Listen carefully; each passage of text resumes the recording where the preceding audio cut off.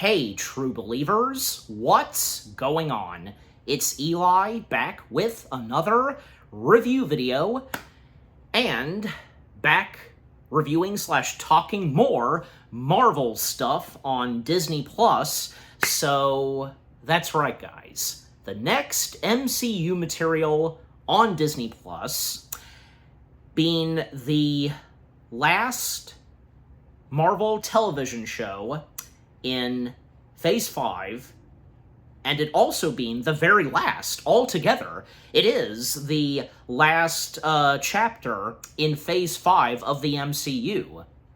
And, well, this one in particularly, not really the best for a lot of people, and not a fitting chapter for the 5th phase of the MCU. But there's no doubt, of course, and me being one of them, that this one MCU show on Disney Plus has its audience. And as I just said, me being one of them, because yes, genuinely, as I always am, I really had a good time with this show. And I was also surprised how the show itself ended. But of course, until we talk about that when we get there.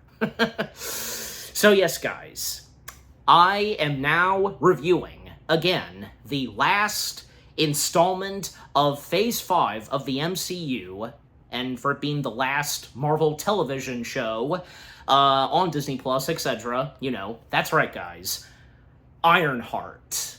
Yeah, Ironheart. What are the first things I have to say about Ironheart itself? Well, again, in all honesty, as I just said, I had a good time with this show. I really did.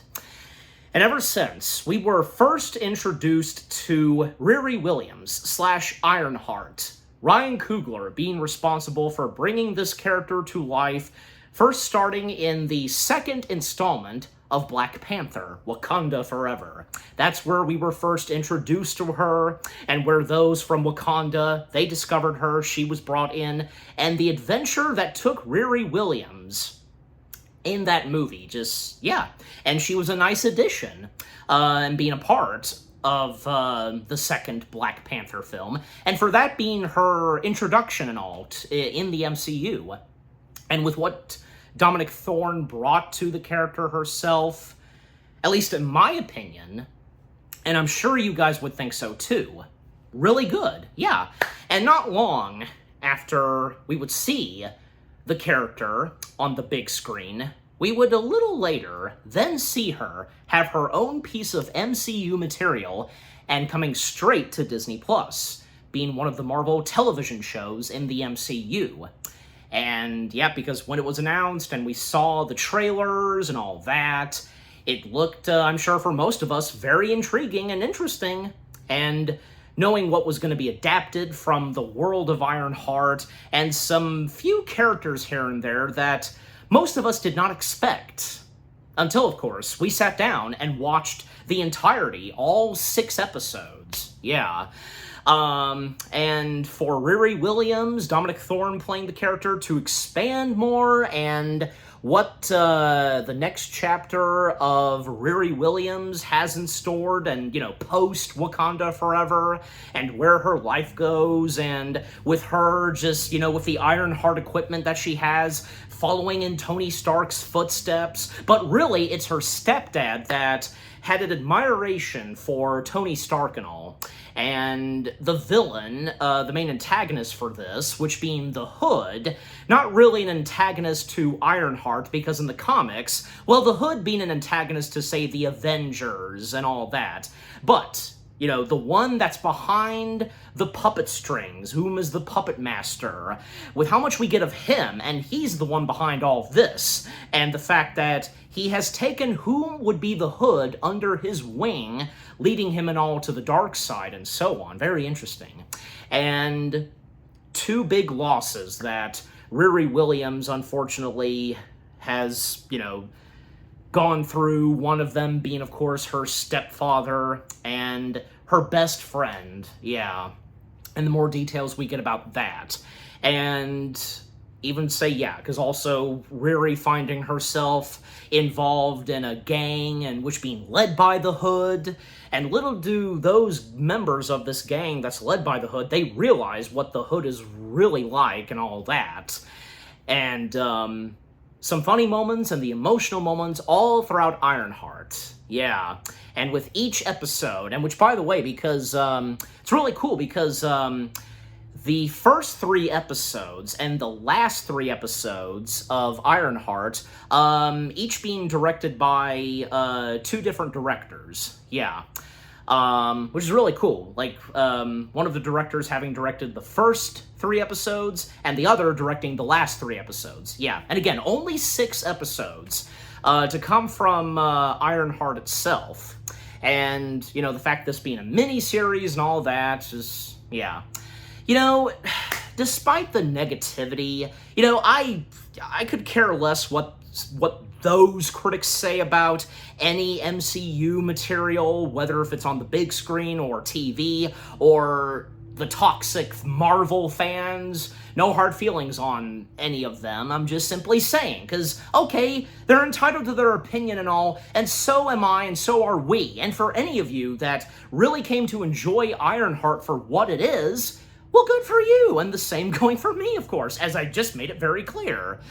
Again, I had a good time with the show, and, you know, just getting to see the title character herself expand more, to see the characters that, you know, are on her side, and with Ironheart residing in Chicago, the citizens of Chicago getting to see them shine, and even say, like, yeah, as the show proceeds, because Riri just so worried about hurting those that are close to her, friends and family members and all that. But you know, because those that are close to her, eventually with them coming together and helping her, especially that goes for her mom, that's great to see. Yeah. Or even say where, you know, one of the 2 people that she was close to were tragically lost, her best friend. Her technically coming back in AI form, but the more I'm going to talk about that and such. And I don't know how many of you guys would recall, but I remember hearing, and so did my dad, like, there was a rumor, and it was reported and all, that supposedly, and in the case of, say, Ironheart, Robert Downey Jr. would reprise the role of Tony Stark, but Tony Stark via AI and holographic technology, which, of course, that didn't come to be. That would have been interesting, you know.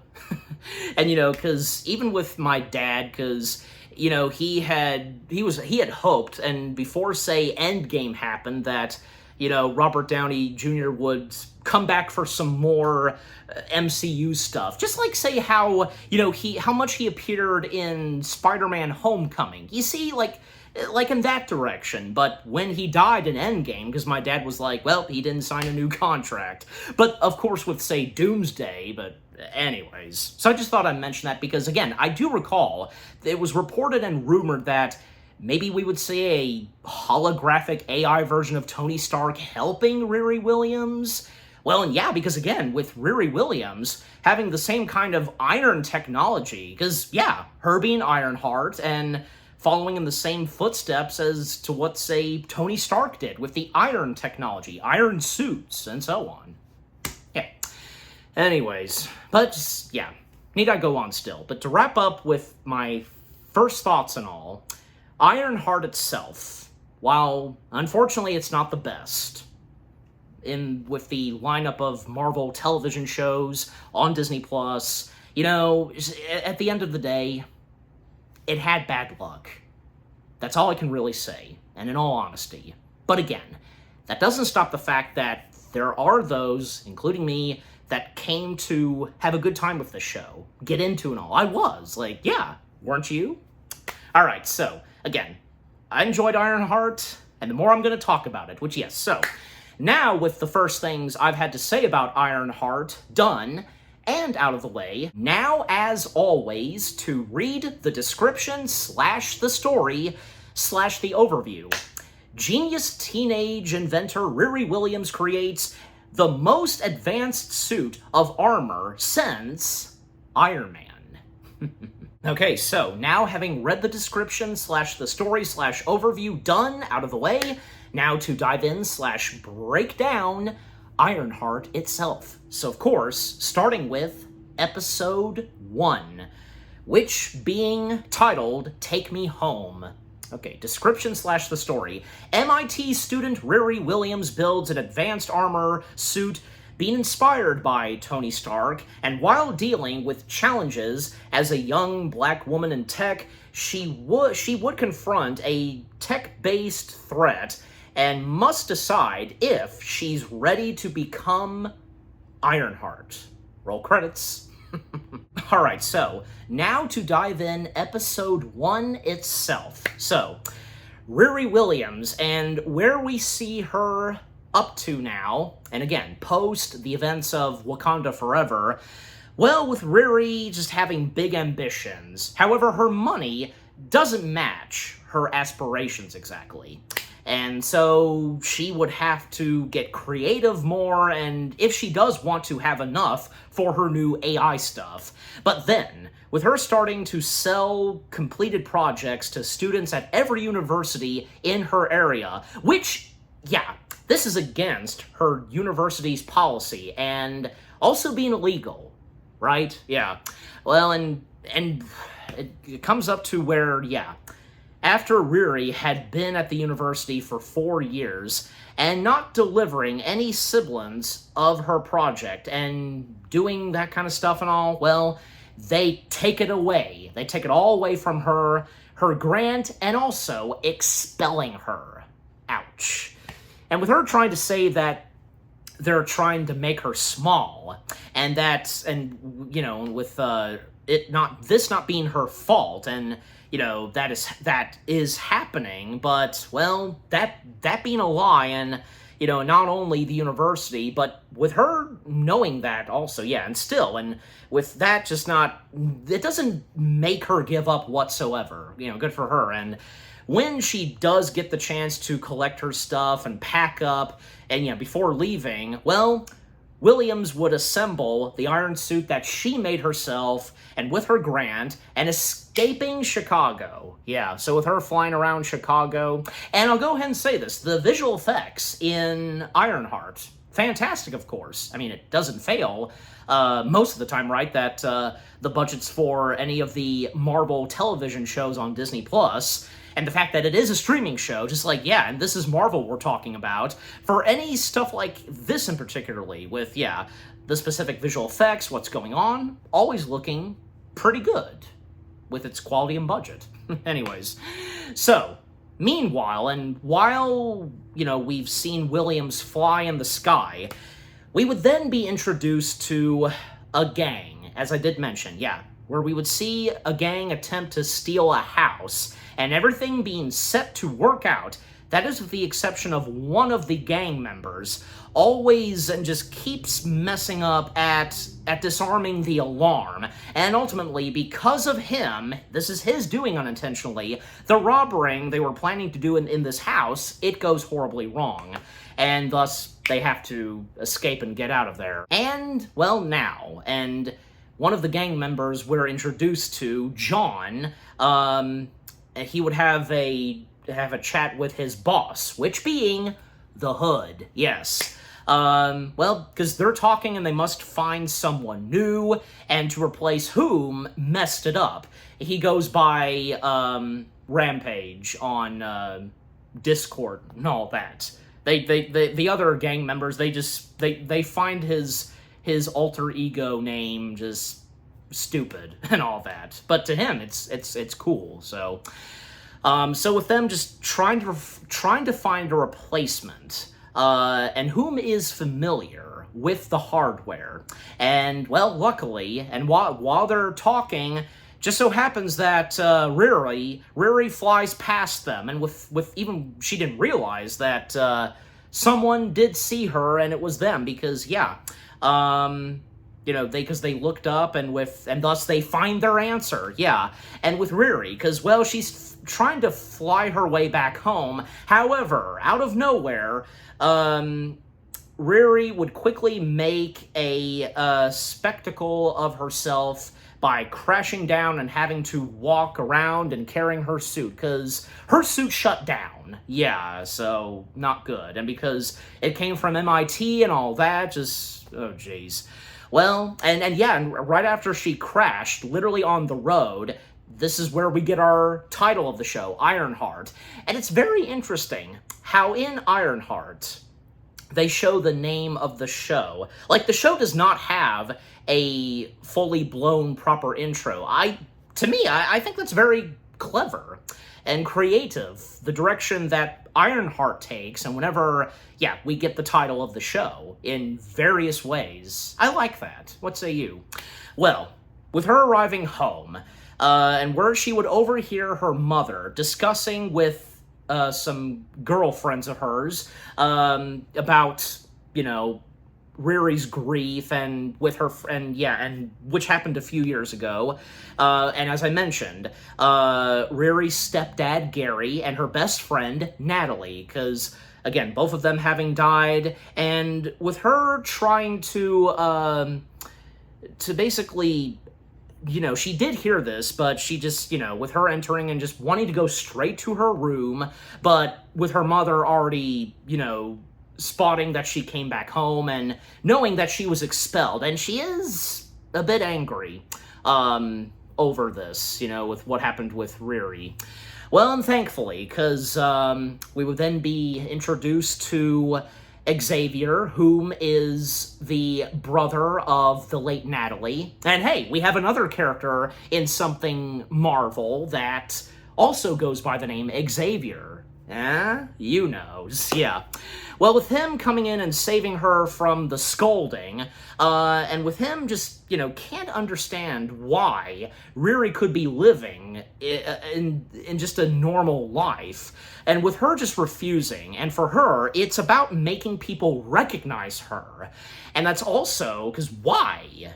She has made an iron suit, and because, it's something people do like, and with her making the best one, and just, and thus no one will ignore her, And, well, the next day, and while they're gathering parts for her armor, well, John would help Riri pay for the pieces, and with him acting casually and understanding her situation, and offering Riri a job that will give her what she specifically wants, and just her she would go to the meeting, and as quickly as she can get there, but with her just being skeptical. However, with her test to join the team having already started, because with her getting on the elevator, because as soon as she enters the elevator in the building,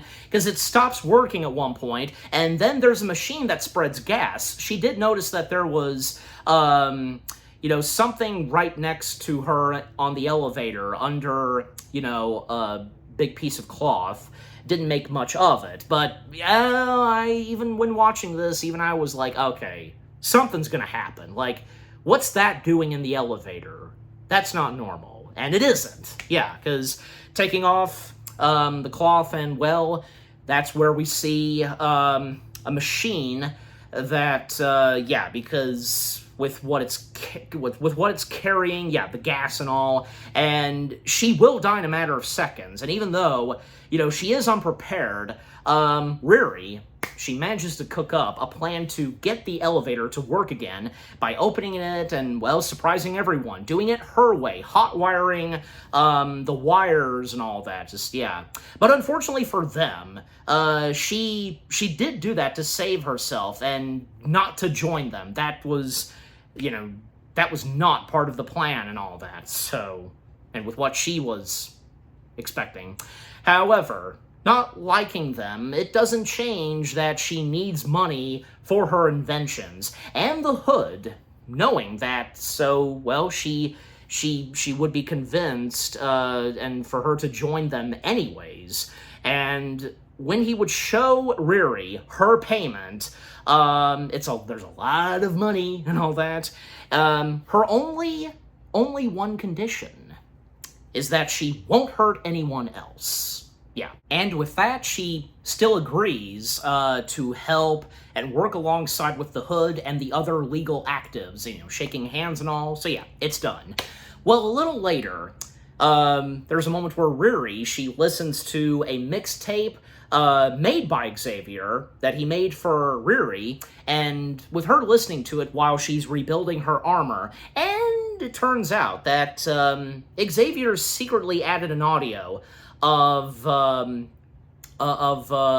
Natalie, and yeah, because and sent to him because in the middle of the tape, and which it does catch Riri by surprise, and with her immediately just breaking down and just remembering the day that both her best friend and her stepfather, died.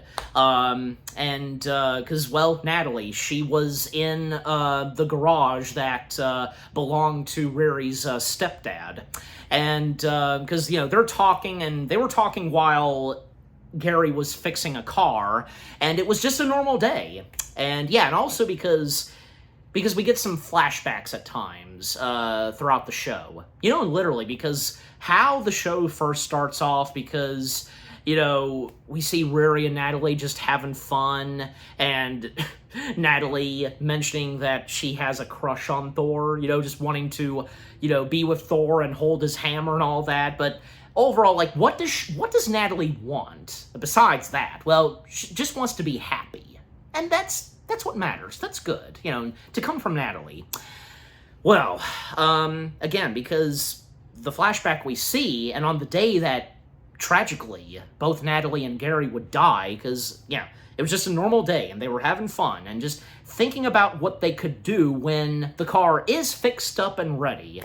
And then, because, shooting unleashes. Shooting, breaking out near the garage, and because where they do get caught in the crossfire.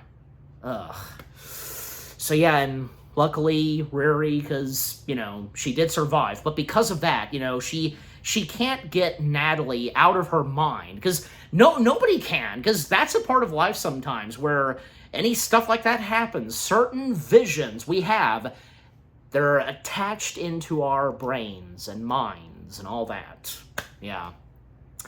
And even while she's mapping out her brain for the AI, because how far now she's come up to fixing the armor and all, and because it's going to take 4 hours, and with her mapping out her brain for the AI, she fell asleep at one point, then she would wake up the next morning, and to see her late friend staring at her dead in the eyes, and as if the tragic situation never happened. Because, with what was mapped out and such of her brain and for the AI, it was Natalie. And, very interesting and disturbing, because you could even, see from your vision and memories and all that. Good God. Yeah, so Natalie is right there, even though it's not really her. And how the episode ends off, she passes out, off to the side of the chair, Riri. What a heck of a way to end off the first episode, that's for sure. Jeez. And of course, so of course, to acknowledge the other cast members, and the first ones we see, starting in episode 1, because, the Hood himself, Parker Robbins, being played by Anthony Ramos. Yeah, my God, just Anthony Ramos, with what he brings to Parker Robbins / the Hood. And as the show proceeds, we come to learn that he's a tragic figure, because, whom gave him the Hood? Because he is the pawn, and he's the puppet that's being controlled by the strings and all. And, there's a part of Parker that I'm sure most of us would know that is not bad, and, not really having become a villain for the hell of it and all. Just him also having a tragic life, because, he lost his mother and his father not wanting him anymore, and those details that we would get a little later on, and who took Parker in under his wing and all, just, yeah. I mean, just, I tell you, Anthony Ramos, fantastic. I thought he was really good at what he brought to the Hood in Ironheart. And there's also Natalie, because, having first seen Natalie in the flashbacks and all, and once from there on, at the very end of episode 1, from there on, we would now see an AI version of Natalie having a lot of what Natalie was like, her personality and all that. Even though still, it's not really Natalie, Natalie being played by Lyric Ross. Lyric Ross was also excellent, too. And because I'm going to say that for all the cast members. All of them were great. I thought that everybody that was a part of the Ironheart series, really good. So Lyric Ross, because the chemistry that her as Natalie having with Riri and all that, just... and her being a glitch, but in a good way to Riri, and even Riri establishing that. Really good. And there's also, Parker's cousin, by the name of Cousin John. That's literally how he's credited, Cousin John. Cousin John being played by Manny Montana. With what Manny Montana brings to Parker's cousin, John, really good too. The chemistry that the cousins have in the show, and it's almost like, they treat one another like they're brothers and all that. I could tell, just really good. And Xavier being played by Matthew Alame, him being good too, and where I think it's obvious a little bit in the show where it seems like there's a bit of a romance between Xavier and Riri. Well, not to mention that they have a good passion for Star Trek, Xavier especially. I like that. I like with the Star Trek references they do in Ironheart. And Ronnie Williams being played by Angie White, the mother of Riri Williams. Because with how much we get of Ronnie Williams all throughout the show, a really good mother character, and even when she would learn what's really going on with her daughter, and very later on, she would be there for her daughter, and even when she, of course, knows that, well, her daughter's life still being at risk one way or the other. And her knowing, rightfully so, that, and she should know, of course, that her daughter's got this, even towards the very end. And, Rampage, as I mentioned, Rampage, but that not being his actual name. I'll remember to put his name in a text right there.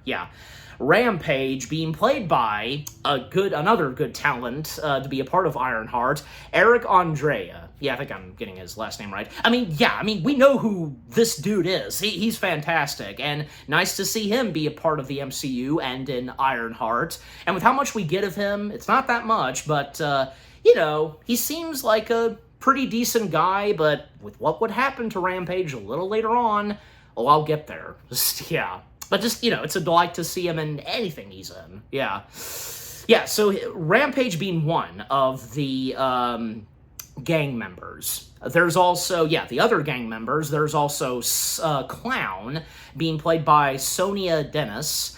Slug being played by Jaron Merrill. Jerry being played by Zoe Terex. And Roz being played by Shakira Barrera.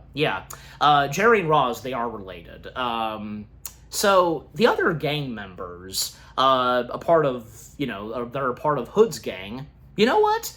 Each of them and their personalities, and they're just doing what they're doing as some gangs would, and in the case of what's going on here.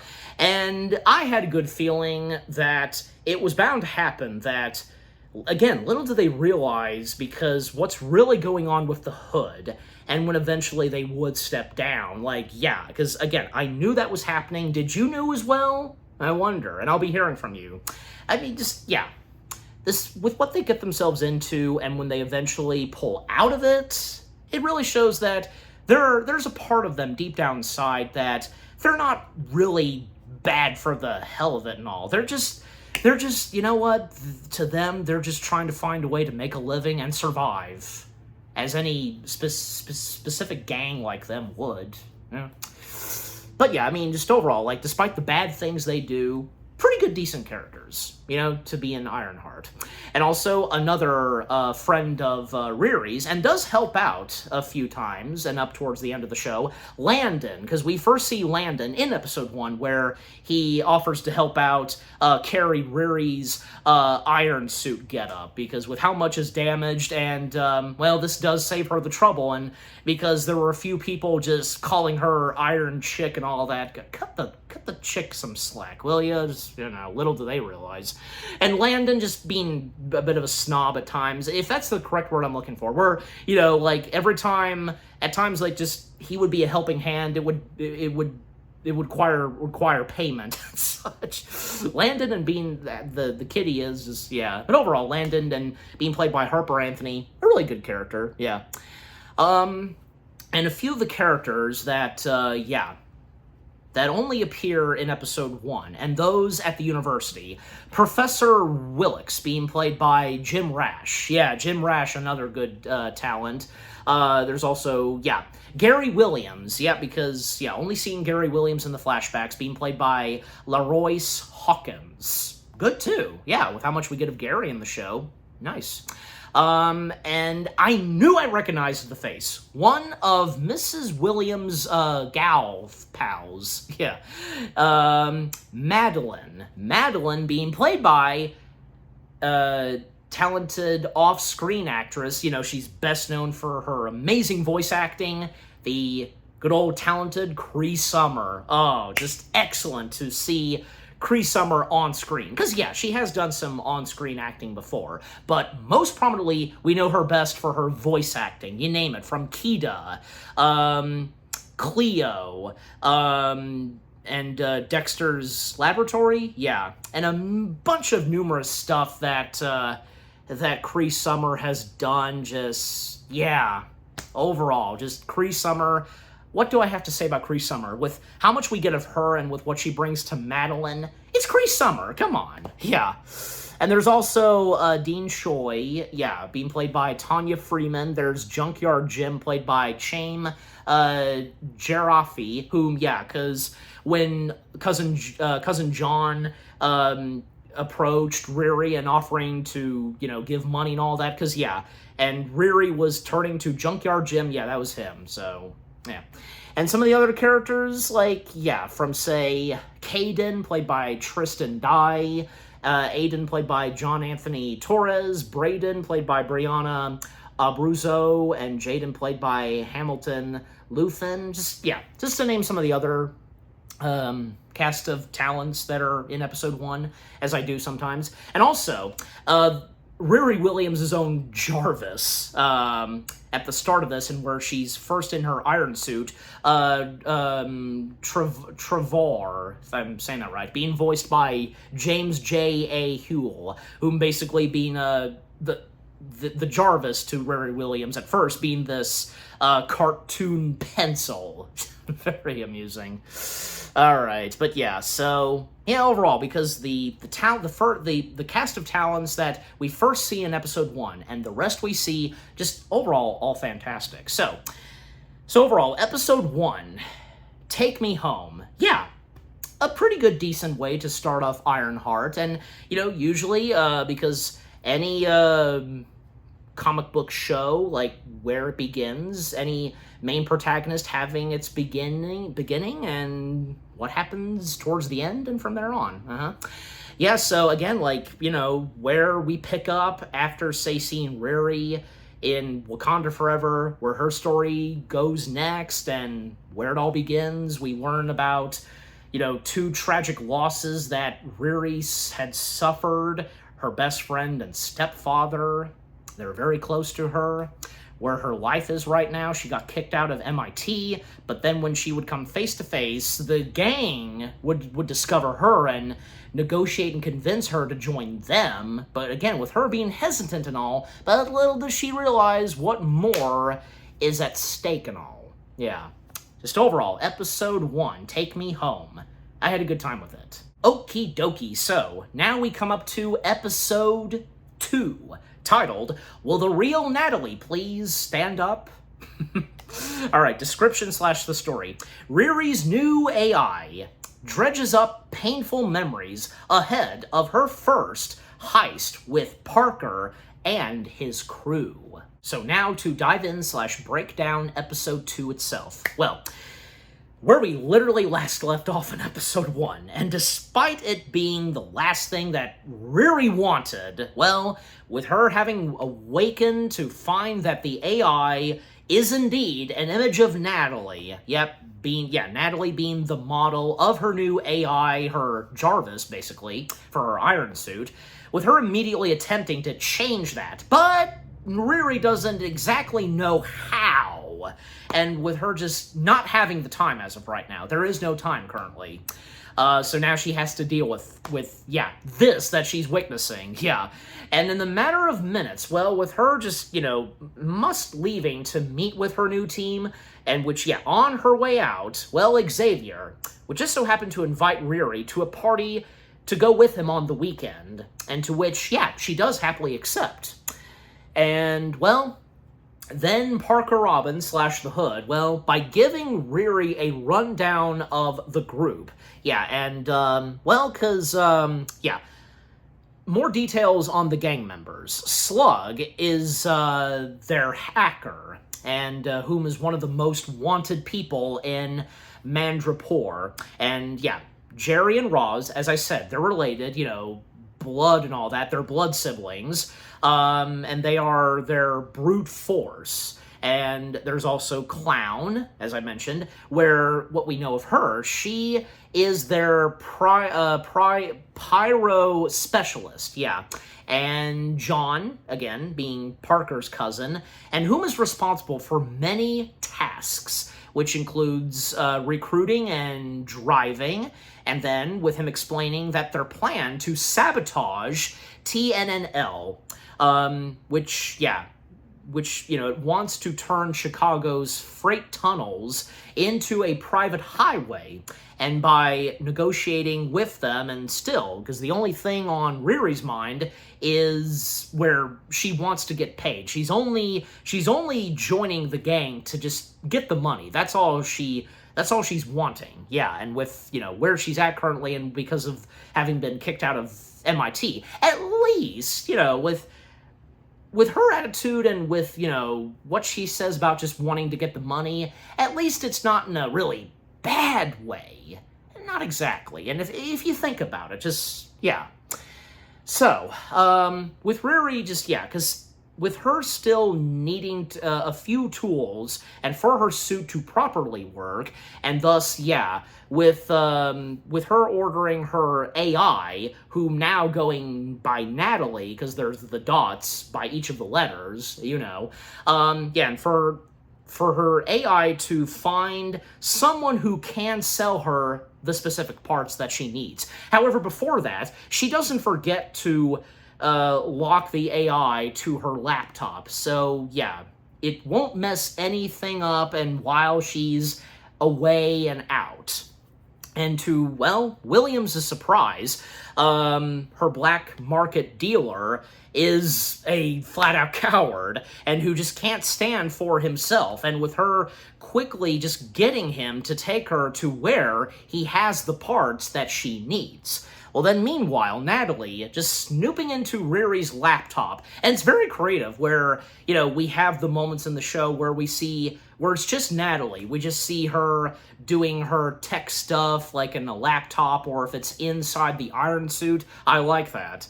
Again, with her snooping around in Riri's laptop, and to find the photos with Riri and the actual Natalie, which, inspired by them, and with finding a way to hack its way out of the computer, and although it reveals itself to Riri's mother, accidentally, because early on Riri was attempting to not have her mother know that she has accidentally created an AI version of Natalie. Luckily, it doesn't take too long for her to be okay with this, and appear happy to see Natalie once again. Good for her. And, well, things they are going well for Riri, and as well as since, she has just arrived at the dealer's hideout. And with them talking for a minute, and with him, questioning her for, reasoning for building the suit, however, she doesn't give him a proper answer that he's looking for. And as soon as she is ready, well, she does rush out to there to do the best. Yeah, so our first introduction to the seller. Because something about him, because, the way he's acting and all, and he seems like a decent guy, but obviously this is not going to be the last time we see him. No. So, with Riri now having joined up with Clown and the others, and flying right into the tunnel system, it's very interesting and creative to see this, and that's a part of Chicago, because who'd have thought that in the MCU, in Chicago, they'd have that kind of tunnel system. But pretty cool. Yeah. So, with the plan is basically running smoothly, but that is until Natalie does hijack the armor, and by surprising Riri, and it does make her drop the hard drive accidentally, which, well, the hard drive containing the virus, important to their scheme. And, well, because they would quickly think up a new plan and to override and to shut down the system. And by showing that, they can work well together, all of them, they're a team. Well, then Parker / the Hood, because he would blackmail the TNNL's leader inside her own car. It's driving by itself with AI technology. There is no driver that's driving her and such. Well, the Hood showing up, and yeah, because with the hood he's wearing, because can go to different various places, turn himself invisible, and surprisingly popping up here and there, and of course she is surprised.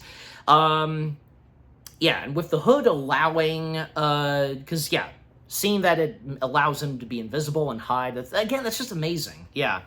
Well, and before leaving for a team meeting, because, well, Riri does celebrate with Natalie, and, well, unfortunately, and even though it did work out well, and nobody really got wounded or injured, like, Riri was this close to being crushed because of the system, it was this close to crushing her, and, well, even the Hood, because he spared the TNNL's leader. She did go along, and yeah, negotiations went very smoothly. Yeah, nobody got hurt.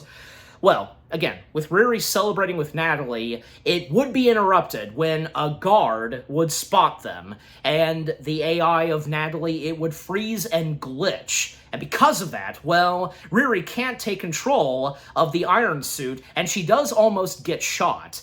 Well, luckily, the Hood, having stepped in perfect timing and saving Riri just in time, and when the guard does shoot a bullet. And the bullet lands back, actually, because, well, the Hood having a gun himself, and yeah, because by shooting the guard's shoulder, well, at least he also spared a guard, yeah. And which, yeah, this gives them time to get out of there, and, well, later, Riri would ask Clown about their leader, and with her saying that the only weird thing about him is that, well, he has some sort of mark on his back, and Riri, well, she doesn't get asked anything about that, and, well, and as John would tell her, that it's good to stay away from people's matters, but there's just something about Parker, because... And, even, like, noticing it, there's something, like, on his skin and all. Like, what's that about? And this might have to do something with the Hood. Well, find out as the show proceeds. And speaking more of Parker, because, yeah, he would congratulate the whole group and, well, for the heist, and by telling them that they'll reach the greatness they deserve. And even if they deserve it at all. So when he's alone, and though the marks on his back, because actually, yeah, we see them starting to grow like roots, and it's hurting him, it's causing him pain, and his cousin, him being aware of this, his cousin John, seeing that and just trying to convince his cousin to stop using the damn Hood, but he flat out refuses, and, well, someone messed with his life. Yep. And when he was younger and all that. So, as I did mention, someone took him in, and there's a master behind the puppet strings and all that, the puppeteer. So, and of course, well, the Hood, Parker being the puppet. So, yeah. Yeah. Episode 2, yeah, that was another good episode. I had a good time with it, yeah. Will the real Natalie please stand up? Yeah. With what the second episode has to offer, and what happens next, well, now that Riri is stuck with the AI version of her deceased best friend, and the first one to learn about this is her mother, Ronnie. She handles it pretty well. And where we get to see Riri join with the gang, the first assignment that she's joined them for, with the TNNL situation and with the tunnels. Yeah. And to mention the other cast members, because whom Riri met with, and to get the parts and all, that was a guy by the name of Joe McGillicuddy, if I might have butchered his last name some, but yeah, Joe. And Joe being played by Adlin Arenich. I knew I was going to butcher his last name, but young Solo. He was young Solo in Solo, a Star Wars movie, and amongst other good films that he's been in. Such another great other talent, and to be a part of something MCU and an Ironheart. With how much we get of him so far, his character Joe, but there's something about Joe, that we don't know just yet. And even if anybody did know about this before having watched the show, and up to a certain point in the series where it's revealed whom Joe really is, well, we're gonna get there. And even genuinely, when I first discovered, and when it got to that, I was like, oh, interesting, nice, who'd have thought? Yeah. And to see also, the other characters, to see more of the gang members that are led by the Hood, from Slug, Clown, Jerry, Roz, each of them, just to see what they are like, and the descriptions we get on each of them, they're told by the Hood, and how he brought each of them in, and all that, just really cool.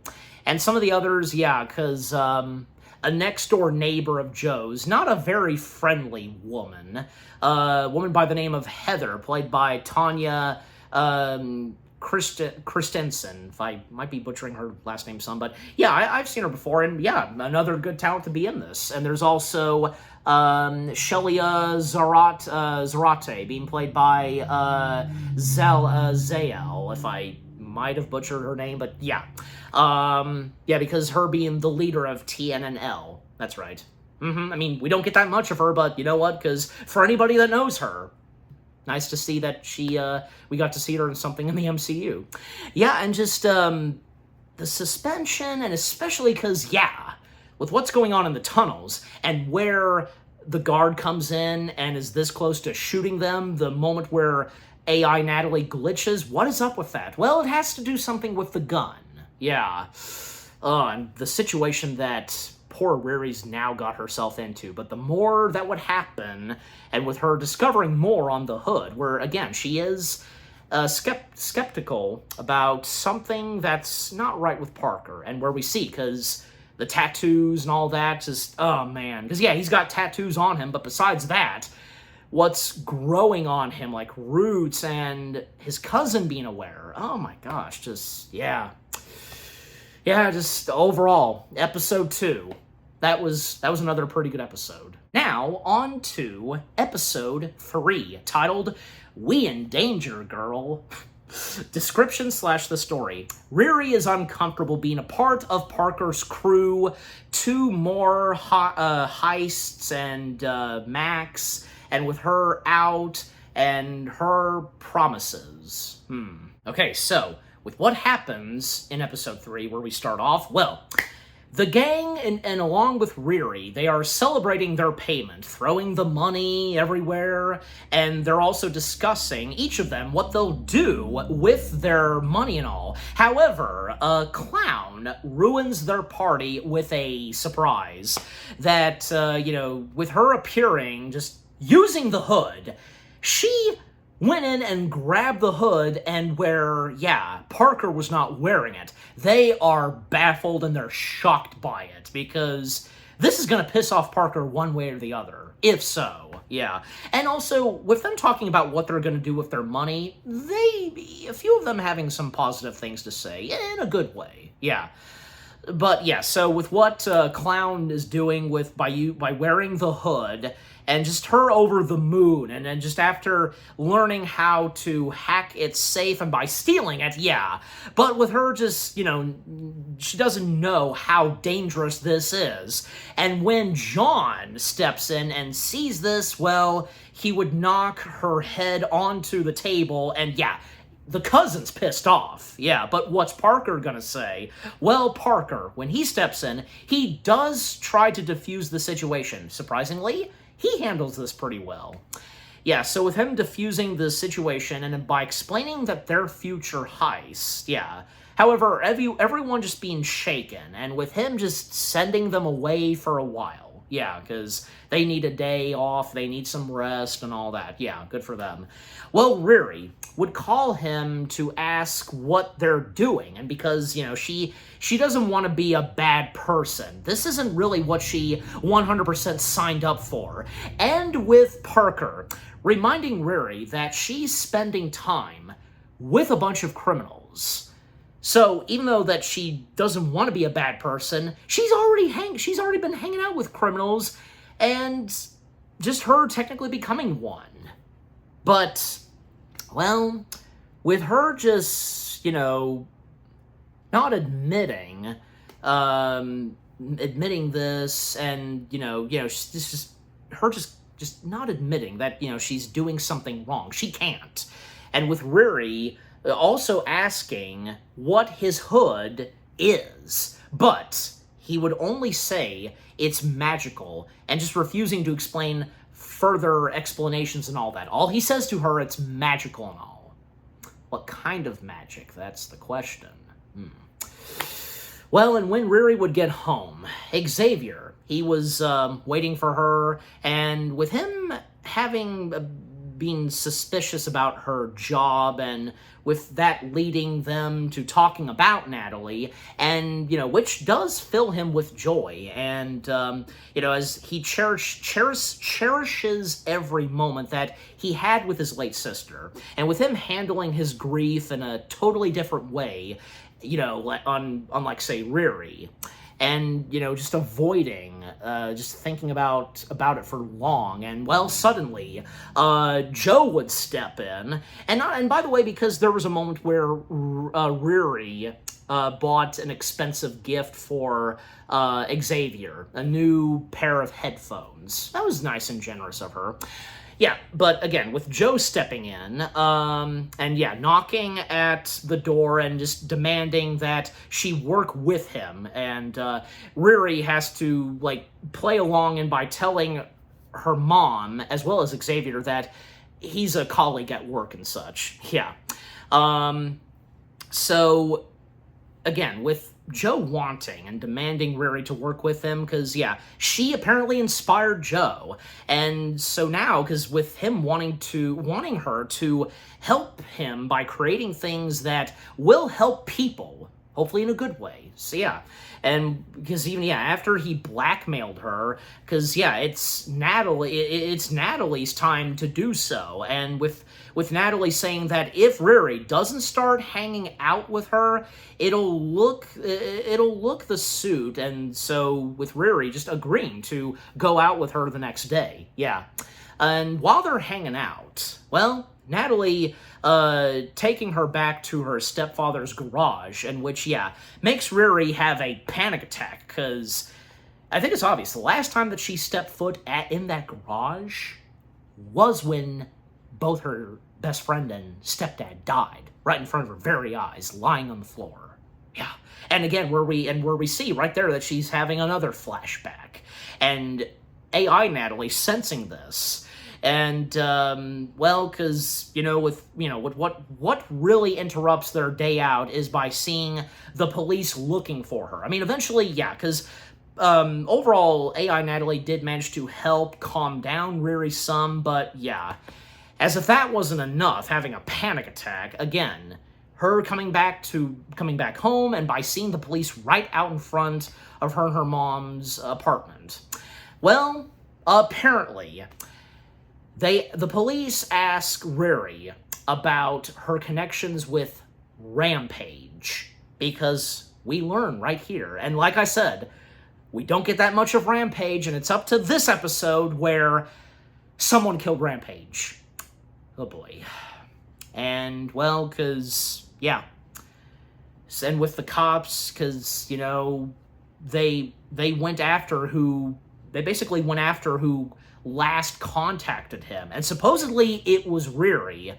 And with her taking away their suspicions, but would close herself off in her room to think, and even with what she specifically said to the police, because she wasn't in contact with Rampage right before he died. So yeah, and why would she be lying at that? Because it is very suspicious. Because how is that possible? Because we even didn't see on screen that she was in touch with Rampage. Well, because Rampage having her contact info, but yeah, no calls whatsoever to come from Rampage. But that's unfortunate, because again, we don't get that much of Rampage, and that's how much we get of What's-Him-Face.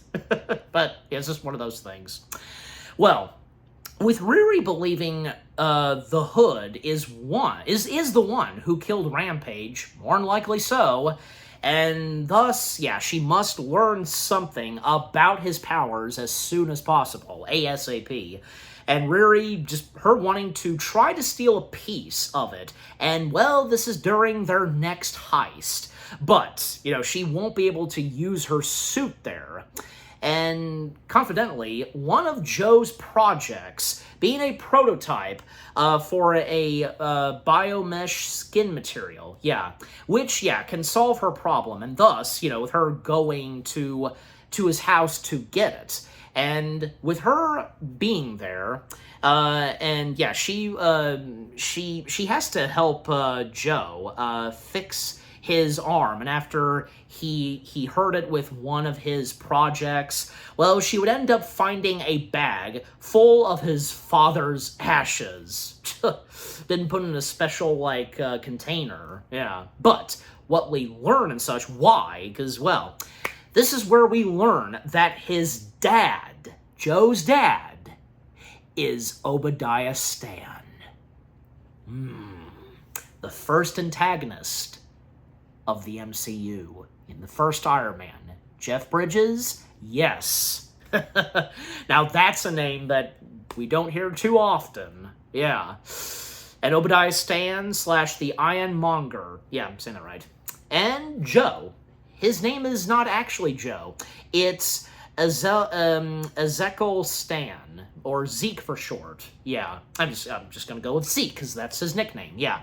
So, with him being the son of Obadiah Stane, just yeah, and of course, well, Riri is well familiar with whom Obadiah Stane was. And because, well, he knew that his dad was evil, and with him living his life to be someone completely different, and just with him getting getting closer to him allowing Riri to open up, and with Riri telling him that she built the suit because her stepdad was an Iron Man fan, as I established. It's really Gary that was a huge admirer and fan of Tony Stark and his work, and with him, his alter ego being Iron Man. And yeah, and even with what Riri specifically said to Zeke, well, he can be who he wants to be. He doesn't have to be exactly like his father. He is his own person, and that's very true, right? Anybody who's been in that territory, they've had parents or someone that are on the dark side, you're not that person and all that. You are who you are, and you've got to make it a good one. You got to make yourself a good person, all that. Make your future in life a good one, a damn good one. Yeah. So, yeah. And hopefully it could stay that way for Zeke. Well, we'll find out. And, well, I mean, of course, I watched the entire show. I binge-watched it, so I know. But I'm not saying yet, because we haven't even got there yet. Anyways. But, you know, just overall, because so far the chemistry we've gotten between each of them is really good, and some good acting from each of them. And yeah, because when watching the show and up to this episode, I did like where it was going, and yeah, because from what I was sensing at first, the friendship that was starting to build, even Zeke questioning if, you know, they're friends and all. Yeah, and it's really cool to see that, who'd have thought, that all this time, Obadiah Stane had a son, and apparently the world does not actually know the truth about Obadiah Stane, because it was reported years ago, and up to the events of the first Iron Man, that he tragically died in a plane crash. Yeah, the world having no idea still that Obadiah Stane was a villain, and he betrayed Tony, the fact that he was a mentor to Tony, and Obadiah having worked alongside with Howard Stark. Yeah, just... You know, and like, yeah, the past couple of times that Obadiah Stane was mentioned before, say, Ironheart, well, because a little mentioning of him in Spider-Man Far From Home, as well as, his appearance in an episode of Marvel's What If. Yeah, so really interesting to see, because, yep, up to, say, Ironheart, Obadiah Stane still living on, and through his son. Yeah, makes you wonder, like, yeah, because when was Obadiah Stane ever married? And surely, because if it was ever established in the comics and all that, yeah, it's just one of those things, like, wow, who'd have thought? And, you know, this has been hiding behind us for quite some time. We didn't realize this, and all the above. You know where I'm going with this. Okay, but now to get back on point, because, well, what would happen next? And later that night, the Hood and the rest of the group, them going after Hunter Mason. And to serve as her cover, well, Riri would allow Natalie to pilot her suit. And with her trying to find and get a sample of Parker's cloak by cutting it. However, even Natalie, she did warn Riri about this, and, well, it eventually would happen, because even with the biomesh working good and all, well, Riri accidentally activating an alarm, and thus, the whole place goes into alert. All hell starts to break loose, closing everyone off, and as Mason just flat out refusing to sign the deal, Hood would eventually, and knew this was coming, kill him. Yep, he does so. And that's the end and demise of Hunter Mason. So much for him being one of those characters he's just there for that purpose, and that's it. Yeah. Well, Riri would then run off with part of the Hood that she did manage to cut, thankfully, and which, yeah, she has in her hand, but she would end up meeting with John on her way out, and with him understanding what she did, and then a fight would start, and he knew for quite a while that she was trouble. Yeah. So we would get a fight between Riri and John, and however, because of the alert, well, and with the doors closing, this would let loose oxygen. They would lose oxygen little by little. Yeah, carbon monoxide and all that kicking in. And, well, even though her suit, it makes it in time, yeah, because Riri's iron suit that, yeah, Natalie was controlling had got out of there, and just in time saving her, well, she would leave John there by himself in a rush. Yeah. And a little later, the whole group would meet up, and Parker would tell Natalie to look for her cousin, because he's the only one that hasn't made it. And with her flying away, and with her saying, and by scanning the place, that she found him, but by this point, he's dead. He's not moving. And, yeah, then Riri would arrive at her house and having yet another panic attack. And, you know, her just can't forgiving herself for not helping John, Parker's cousin, just leaving him to die. technically he kind of deserved it, but it's understandable in this situation. It is, yeah. But everything was happening too fast, and, there wasn't enough time for Riri to rescue John, even by that point, because the door having closed, and how much of the oxygen was, taken away. Yeah, it's just one of those things, just happening like that. Yeah. But however, it only gets worse for Riri, and when she realizes that, well, she did drop the biomesh at the scene of the crime, and with her having promised Zeke that she wouldn't do anything to incriminate him whatsoever. But that's what she just did right there and then, unintentionally. And of course, we know this. And at the same time, well, the Hood, having a moment to himself, screaming to the nothing and asking that if it was all part of the plan, and with him demanding answers. I want answers! And all that. Just, man, his delivery and all that, really good. Just the rage that's going through him. Now, by this point, he lost his cousin. Like, the only member of his family that still loved and cared for him. Now gone. And then suddenly, well, with him demanding answers, they do come to him.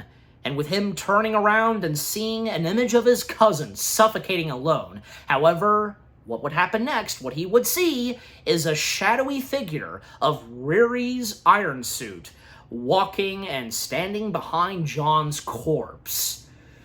Oh dear, so now he technically knows, and what's gonna happen next? Well, we're gonna find out. Oh dear. But yeah, episode 3, We in Danger, Girl. That, to me, I thought was another excellent episode.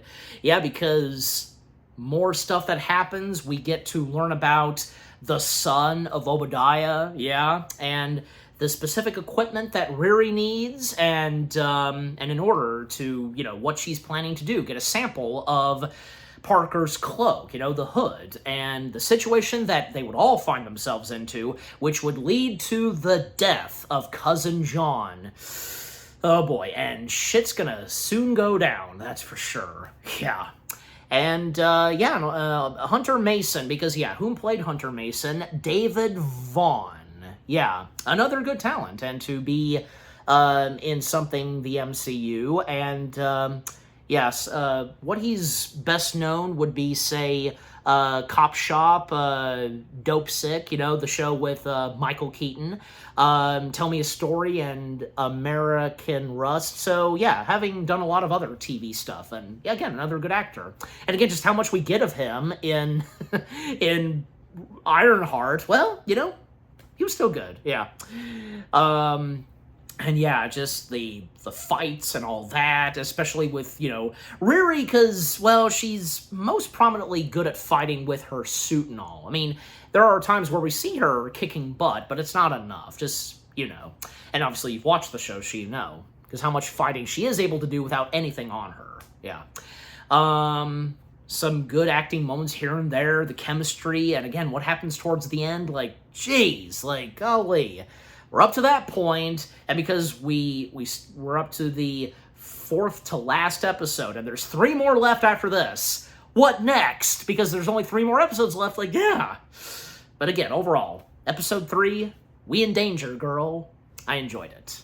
And not to mention that, as I did, the first 3 episodes being directed by one director, and the last 3 being directed by one other director. So, yeah, the name of the director of the first 3 episodes, Samantha Bailey. Yeah, so Samantha Bailey having directed the first 3 episodes, pretty good. All right, but now on to the 3rd to last episode. 3 episodes left. So yeah, again, 3rd to last episode, which being episode 4, titled Bad Magic. And, yeah, this episode and the last 2 being directed by Angela Barnes. All right, so description / the story on the 4th episode. When Parker suspects Riri of wrongdoing, she knows she has to figure out the source of his powers. Okie dokie. So, what now happens in the 4th episode? Well, with it beginning with another flashback, and this time centering on Parker. So, with Parker remembering when he and his now late cousin John, both of them having robbed a mansion long time ago, and, well, he was very nervous, and almost having been caught. However, John, because, yeah, he shot a security guard for him, and, well, his cousin, stating that he would always be by his side, and as a good cousin would do. And well, no matter the situation, yeah, anything. Even if, like, say, because, well, they're robbers, yeah. And now with him being alone and holding a sort of funeral with his crew, and him telling them that, he loved John's loyalty, and while staring at Riri is also at the funeral. And man, because each of their facial expressions, the look on their eyes, and we can even tell that Riri is uncomfortable. Oh dear, this can only go so well later on, yeah. And because, yeah, with him clearly knowing what she did and him having plans for her, he made that very clear to her. Of course, he did not say what they were, even if Riri probably gets the idea, just...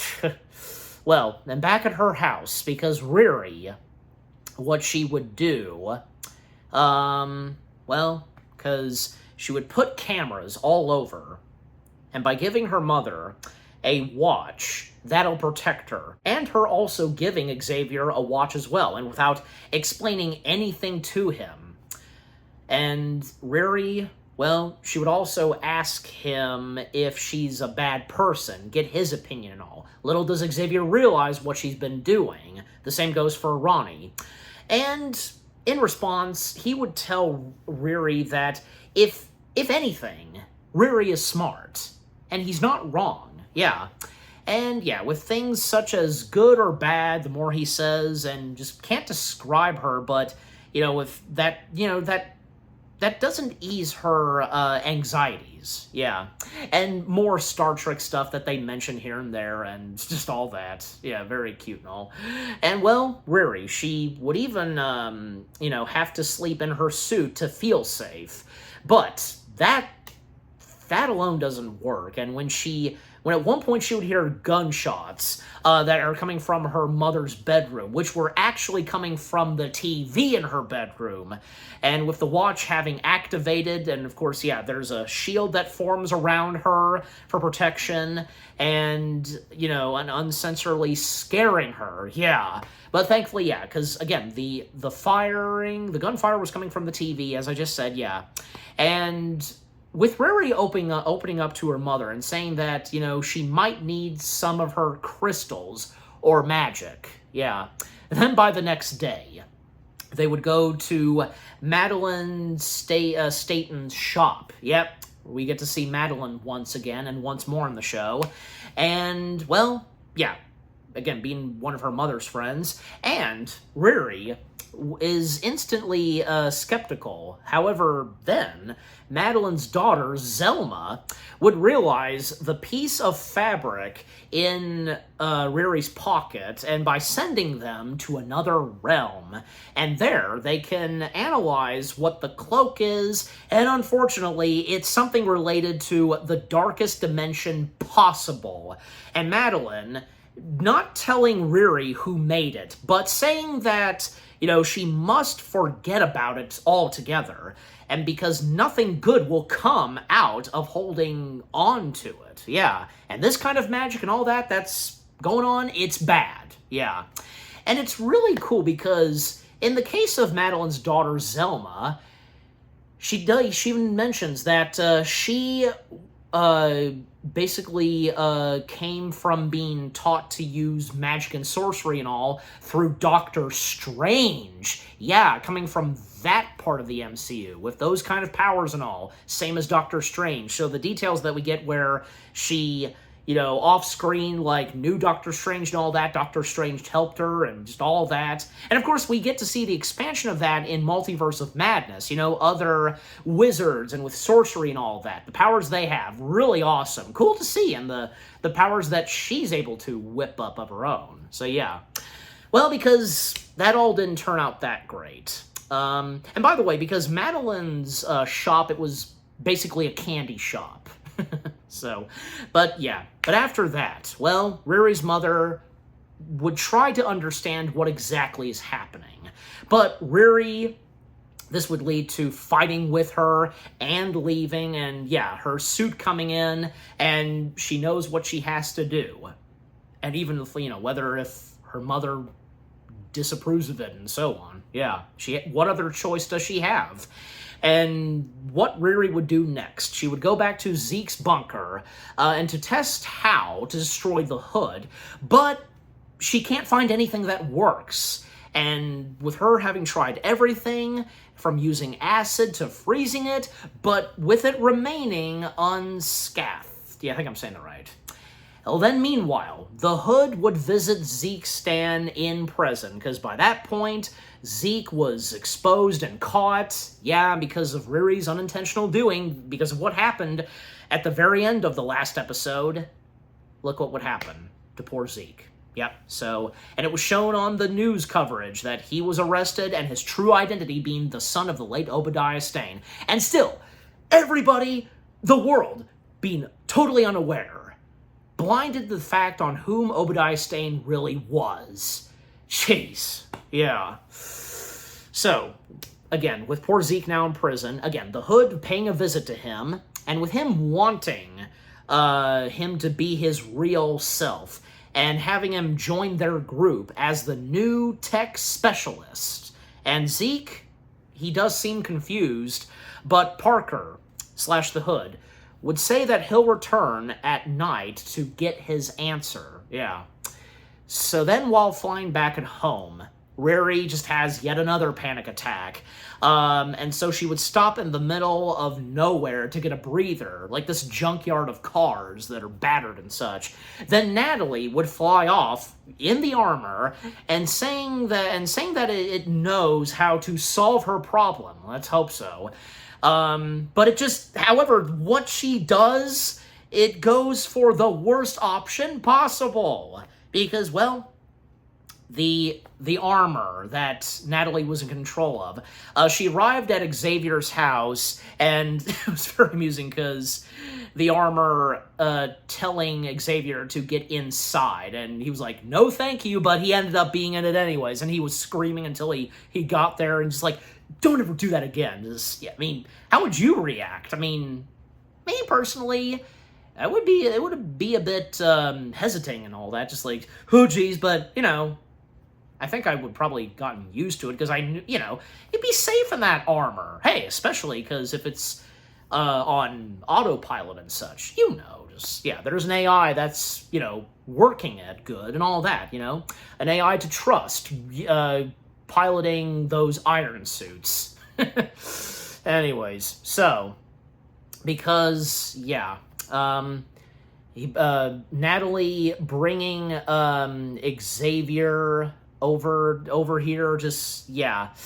Yeah, well, he does help Riri calm down, but still not understanding how she made the armor take him there. Because, yeah, it was a nice moment at first because they do hug it out and all that. He's there to help out his friend Riri, but, well, again, because he's wondering how, she had her armor bring him to this location, well, Natalie would finally reveal itself to Xavier, which, I mean, yeah, because how was Riri really supposed to know how he would react? Because she was still hiding this from him, even Natalie a few times asking, like, why can't she meet with Xavier? And even though it's not really her, it's complex, yeah. But, his reaction the first time, he is flat out disgusted. Yep. And with him saying to Riri, because, yeah, just like, she had no right to use an image of his sister, the image of his late sister, as a model for her AI. And even if she didn't mean it, it was unintentional. Her still, just, she still could have deleted it, one way or the other. And however, with with her refusing to do that and giving him excuses, both Natalie and Xavier, even Natalie, the AI version of Natalie is not happy with this. Each Natalie and Xavier, they would leave her there all alone afterwards. Jeez. And, well, as the evening time approaches, one of the last things we see in this episode, well, the Hood's crew would break Zeke out of prison, and, well, and by choosing them, this was Zeke's final choice. It would also appear to have a new plan for dealing with Riri, the Hood that is, and with him undergoing surgery.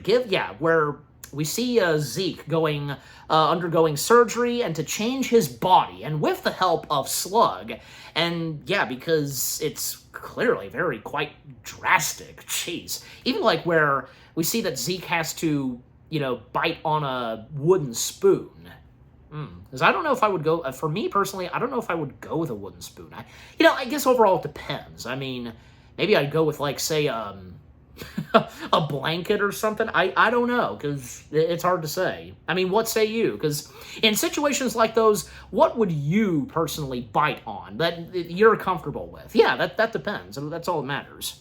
So, yeah, with that, and because, well, now that they're doing that, because, yeah, all of Hood's members of his group, because knowing that Riri is responsible for John's death, but little do they realize it was totally unintentional of hers. Yeah.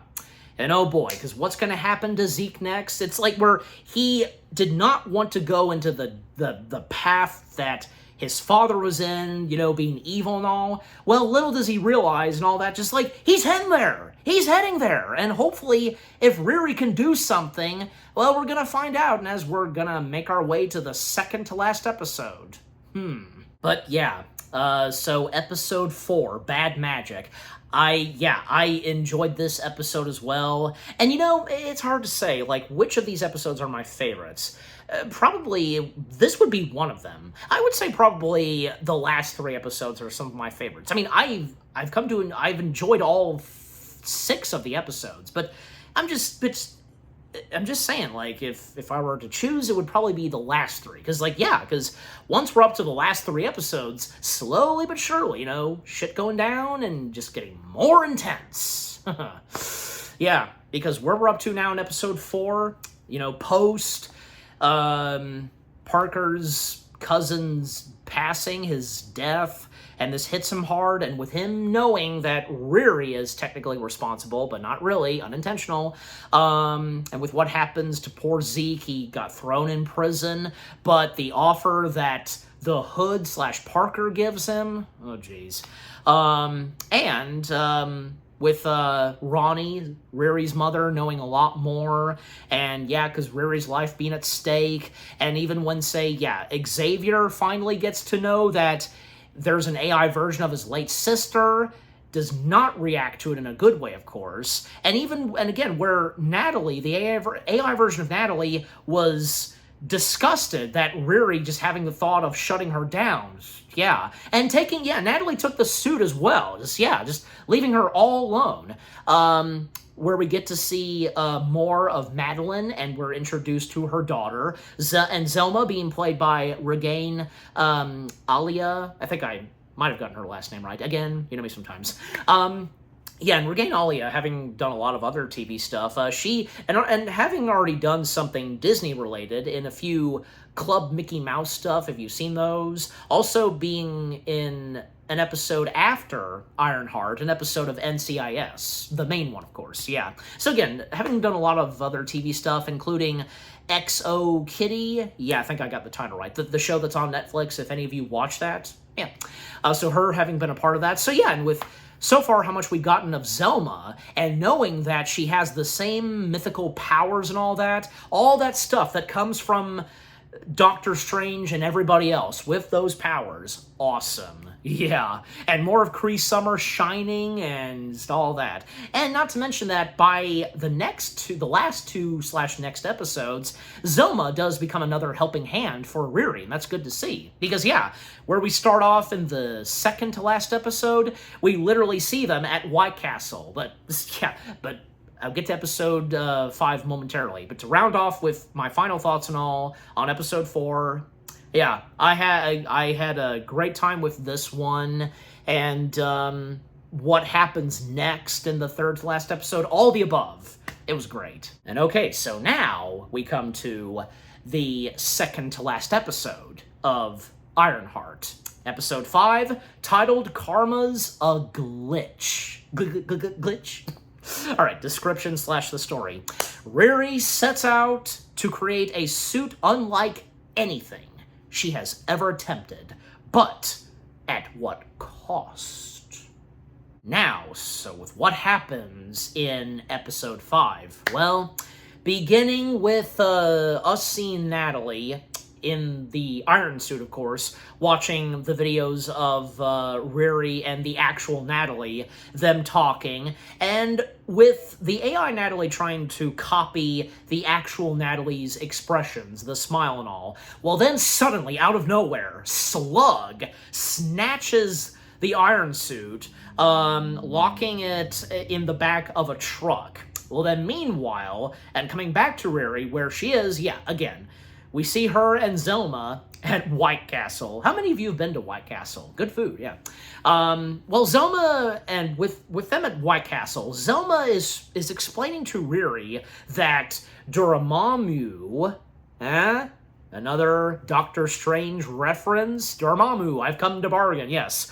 Explaining to Riri that Dormammu, being this powerful demon that we all know, of course, we first knew in the first Doctor Strange, is the one behind the Hood's powers. Maybe so, maybe so. And yeah, and like he did in his fight against Strange, yeah, so the more details that she explains. And also, another thing is that he must be using Parker's ambition to be summoned to Earth. But their discussion is on hold because, well, two members of the Hood's gang, the blood siblings, they show up and shit's gonna go down in the White Castle. Yeah, because they're of course after Riri. Yep. So with them arriving and they're gonna take out Riri, and with everyone leaving, and they make it very clear that the restaurant is closed, and now they have the restaurant all for themselves. Even the employees left, we assume. Yeah, they went out back. So yeah, a fight ensuing, and yet Riri just trying her best to run and overpower them, and which she would do so, yeah, to some extent.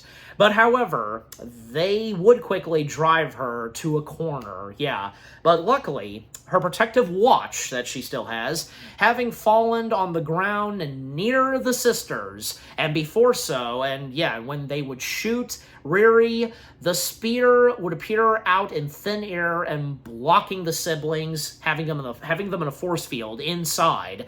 And even with the gun, with the bullet that was shot out of the gun, because it didn't make it straight to Riri, it got stuck, like in between the force field. Yeah.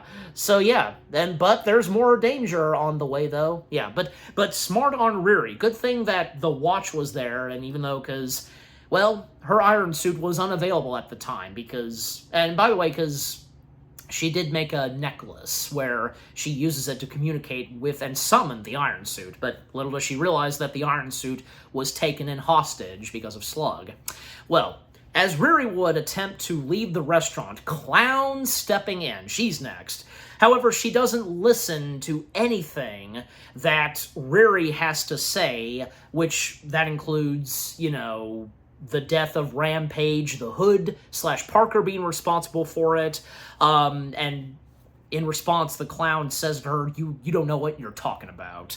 And, well, the Clown, she would throw bombs at her, but sooner than later, Riri would also outsmart her, knocking her down, using a tube which sends a gas tank and all to go straight through that tube hole. Like, yeah, very smart on Riri right there. I literally said it out loud, like, smart move and all that. Yeah, it's true. Yeah, good thinking. Good quick thinking, Riri. Yeah.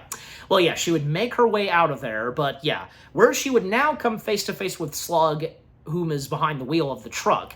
Slug speeding up to run over Riri, but as soon as she would leave the restaurant, because yeah, with that happening, well, this time, Natalie in the iron suit then outsmarting the villains, swaying its way out of the truck using a saw cutter, and, well, Slug's only choice is to give up and run away, because, yeah, once Natalie, controlling the iron suit, got back into Riri, by using a punch, sending the truck to tip over, and getting slow-mo shots of Slug's reaction, and a slow-mo shot of Riri in the iron suit giving the finger.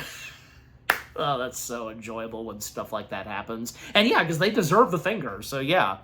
So, and again, Slug's only choice by giving up and just running away. What else can Slug do by this point? He's, Slug's outnumbered. And yeah, and seeing that, Slug seeing that Riri has the suit back on, just all that. And to her surprise, Riri, well, the last line of defense is Zeke. Yep, because him having used biological implants and to transform himself into a makeshift robot and to take revenge, having electrical lightning powers and all that, kind of in the same territory as, say, Doctor Strange. Not Doctor Strange, the other Doctor character, Doctor Doom. I don't want to get my doctors mixed up. What say you? Yeah. So yeah, because like what we've seen Doctor Doom do with electric and lightning powers, yeah, in that same territory as to what's happened with Zeke. Yeah. And Zeke just going down this path, and yeah, because with what happens here, just yeah. And with him just, yeah, not understanding why his father did everything he did, but now, with him getting the urge to have more power, and yeah, with Riri trying to blast him with the suit, but it doesn't even scratch him. Not one single scratch is on him. And unfortunately for her, his attack isn't nearly as weak, no. And with Riri on the floor, she was beaten down by Zeke. Well, with him starting to tear the armor down piece by piece, and even though he is overjoyed by the sight, he gives up when, yeah, it's where she begs him not to kill her. She's trying to reach out to Zeke, because somewhere inside of him, there's still some goodness in him.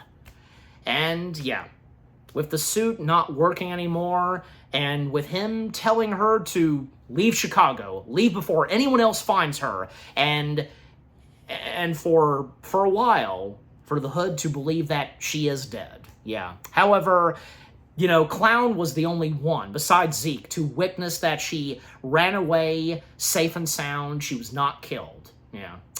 Well, later on, Riri arriving back at home and has the first heart-to-heart conversation with her mother. Yeah, first heart-to-heart that happens between mother and daughter, and with her wanting to leave the city. However, her mom refuses, because everywhere she went, well, she ran away from her fights, so now she needs to stand her ground. There's little choice by this point. She has to stand up and all that. The encouragements she gets from her mommy. Yeah. And no matter where she goes, just, yeah, she's still going to end up having problems again. So as I was saying. And as it's always been happening, and when she tried to build another suit, yeah.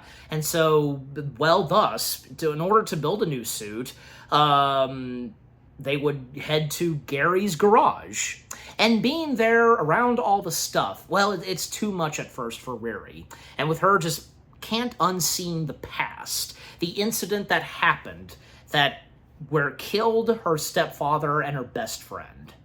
And even, yeah, the AI version of Natalie emerged and showing a nice memory of them together. Yeah, with Riri watching as she as a kid, dancing and joking with her stepdad Gary, and not a single worry in the world, and with her needing to understand that focusing on the bad things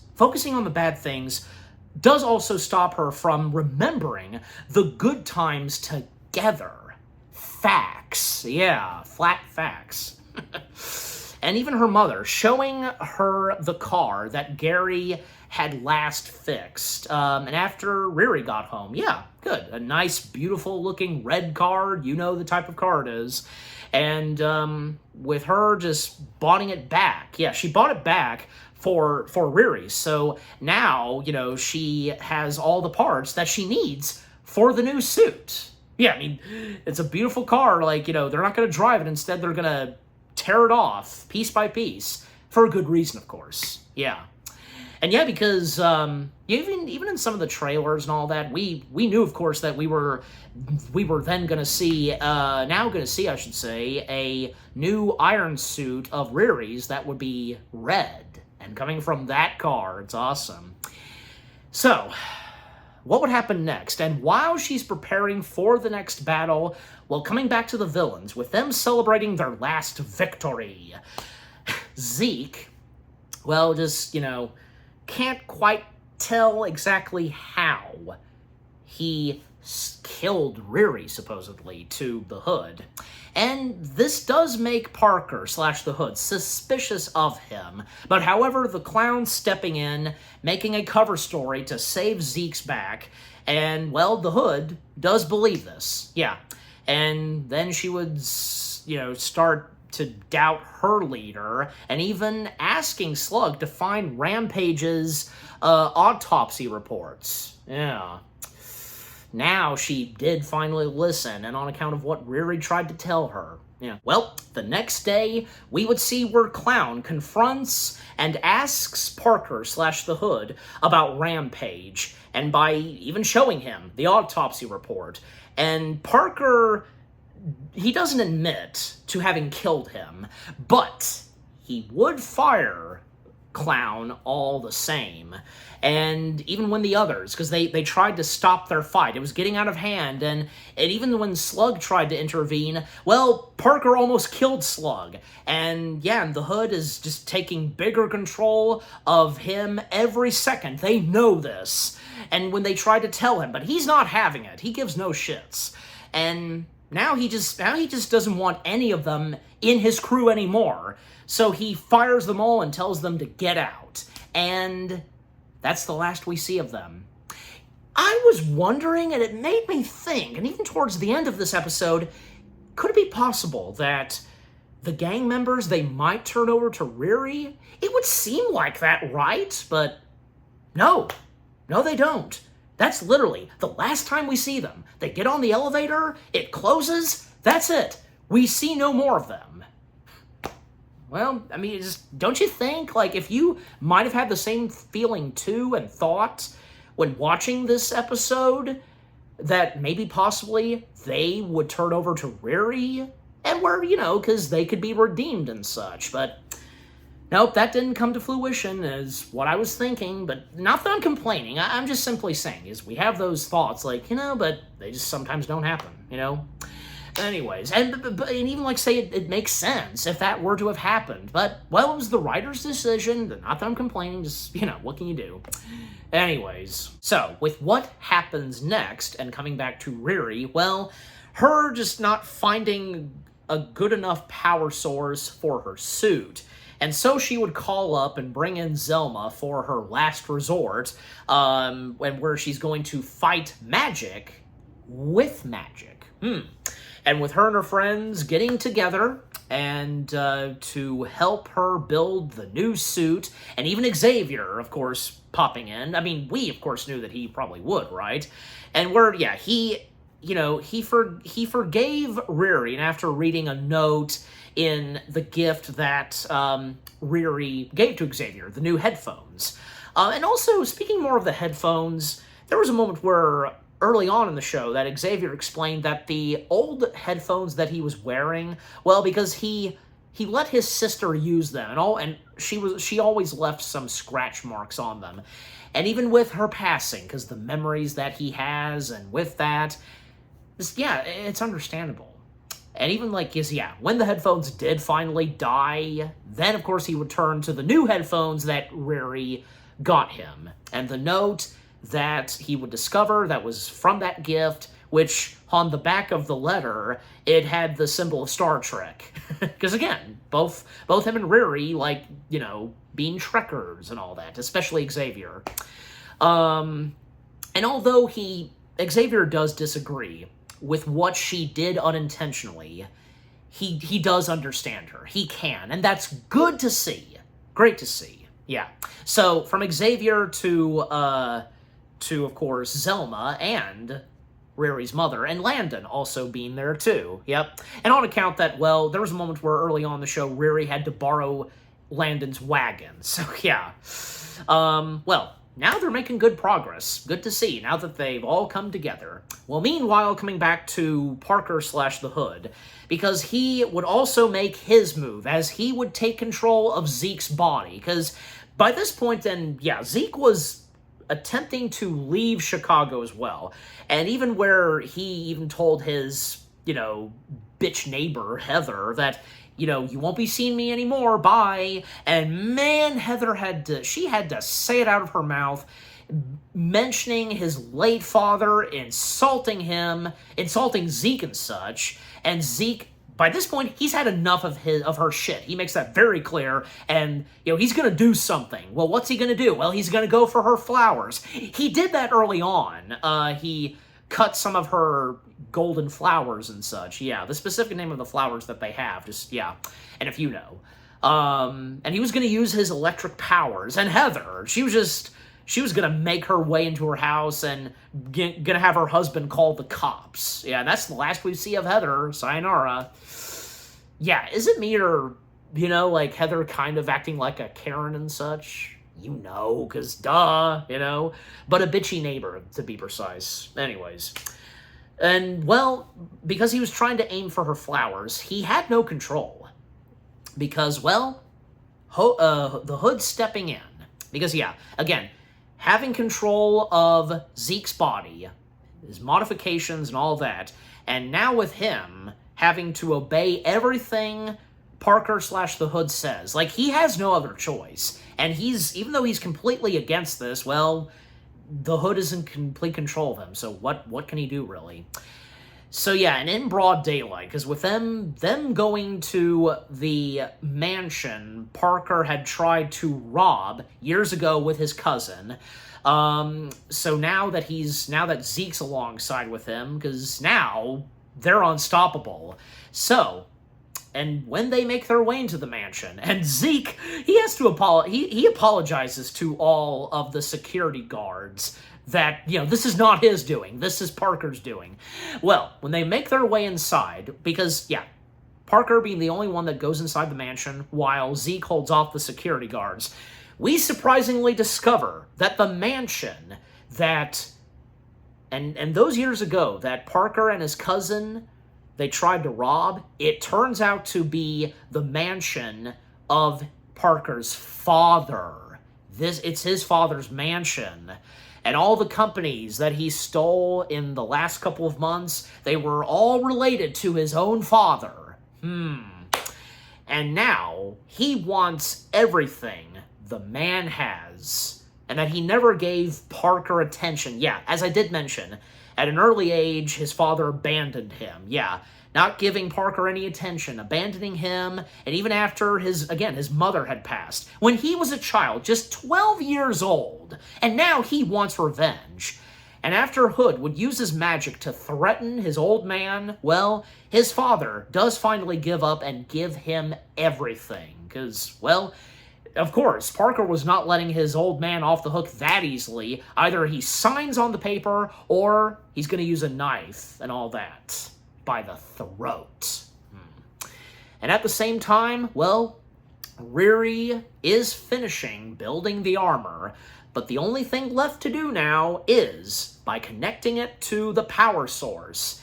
And even though Zelma does state that magic always takes something in exchange, well, I wonder what it's going to be. We're about to find out now, because, well, with Riri wanting to proceed, little does she and the others expect, and also Zelma, even though, yeah, she did give the warning, that the magic is taking Natalie, the AI version of Natalie, away from Riri once again.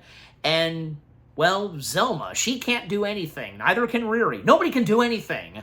But just watch. And as we would see, the AI version of Natalie glitch and fade away forever, pretty much. And literally, when it goes to black, the last line we hear is Riri calling out for Natalie, and then boom, the credits roll. Jeez, yeah. Holy crap. What a heck of a way to end off on the second to last episode. Where we're up to now.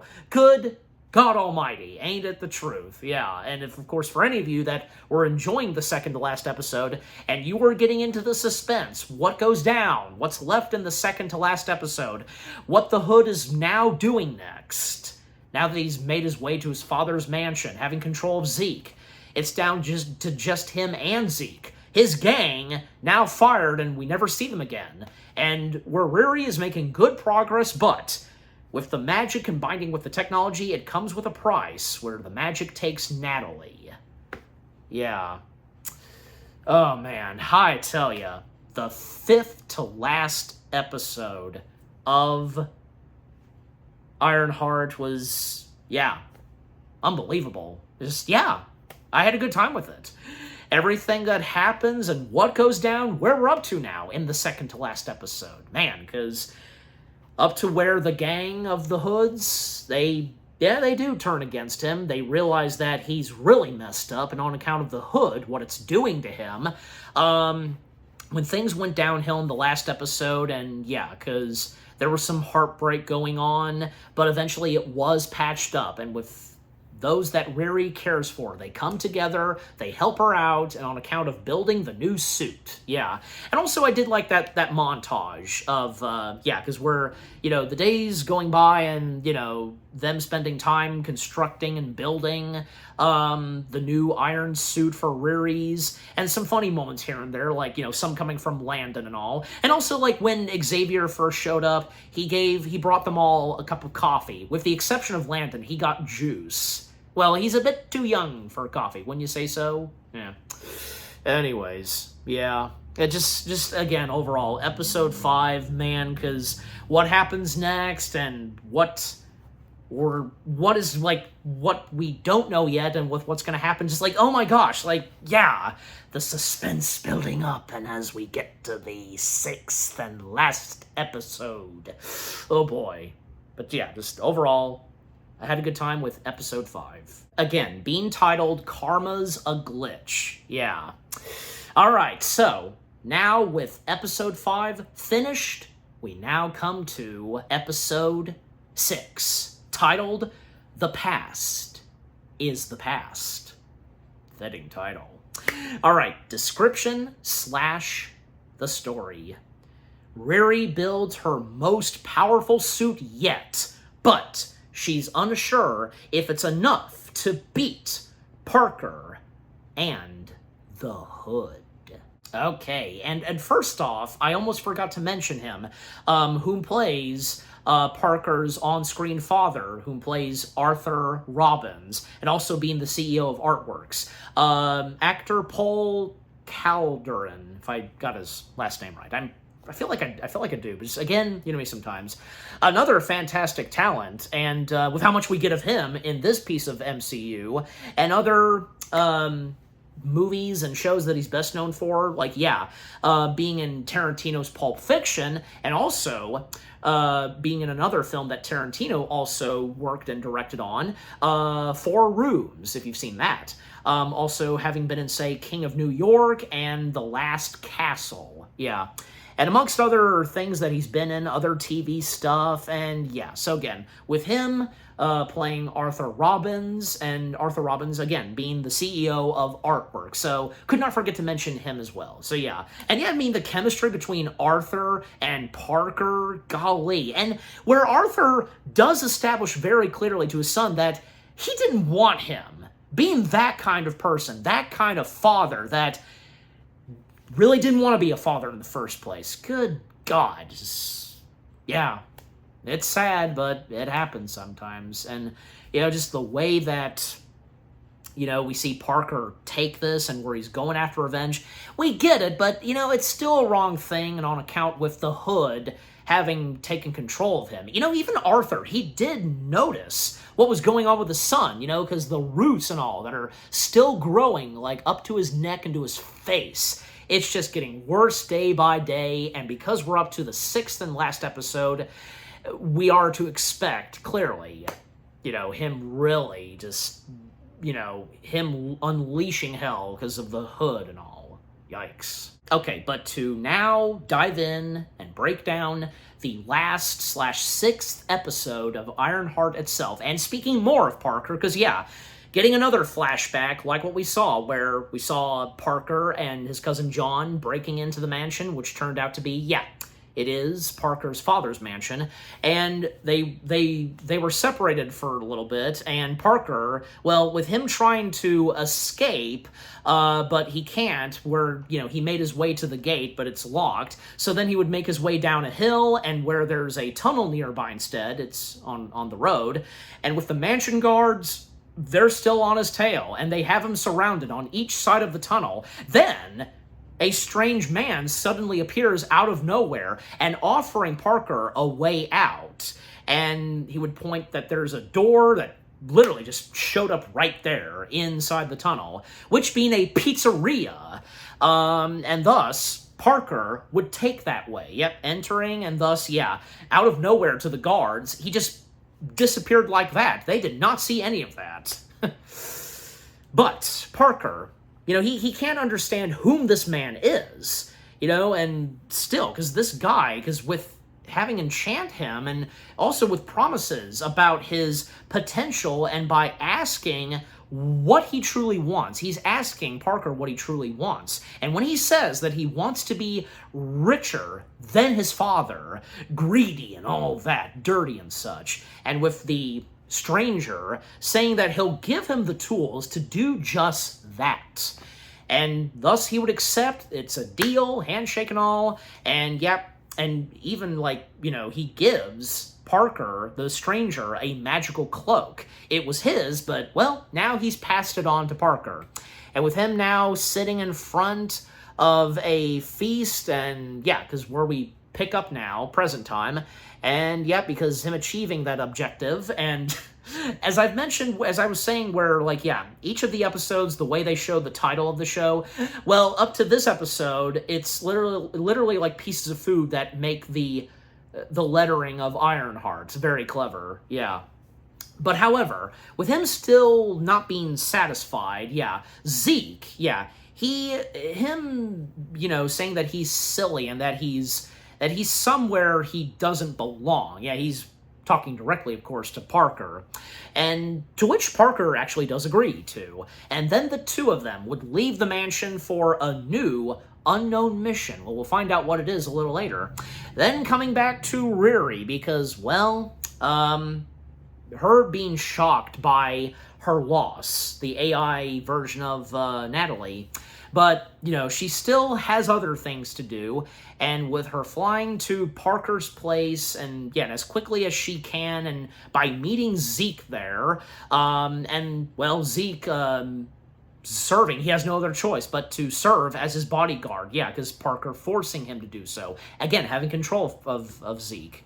Well, then, meanwhile, coming back to the hood, because he would talk with the strange man, and who gave him the cloak, and with him being angry, but saying that he'll give Parker more power if he can keep the cloak. He's got to keep that cloak at all costs, no matter what.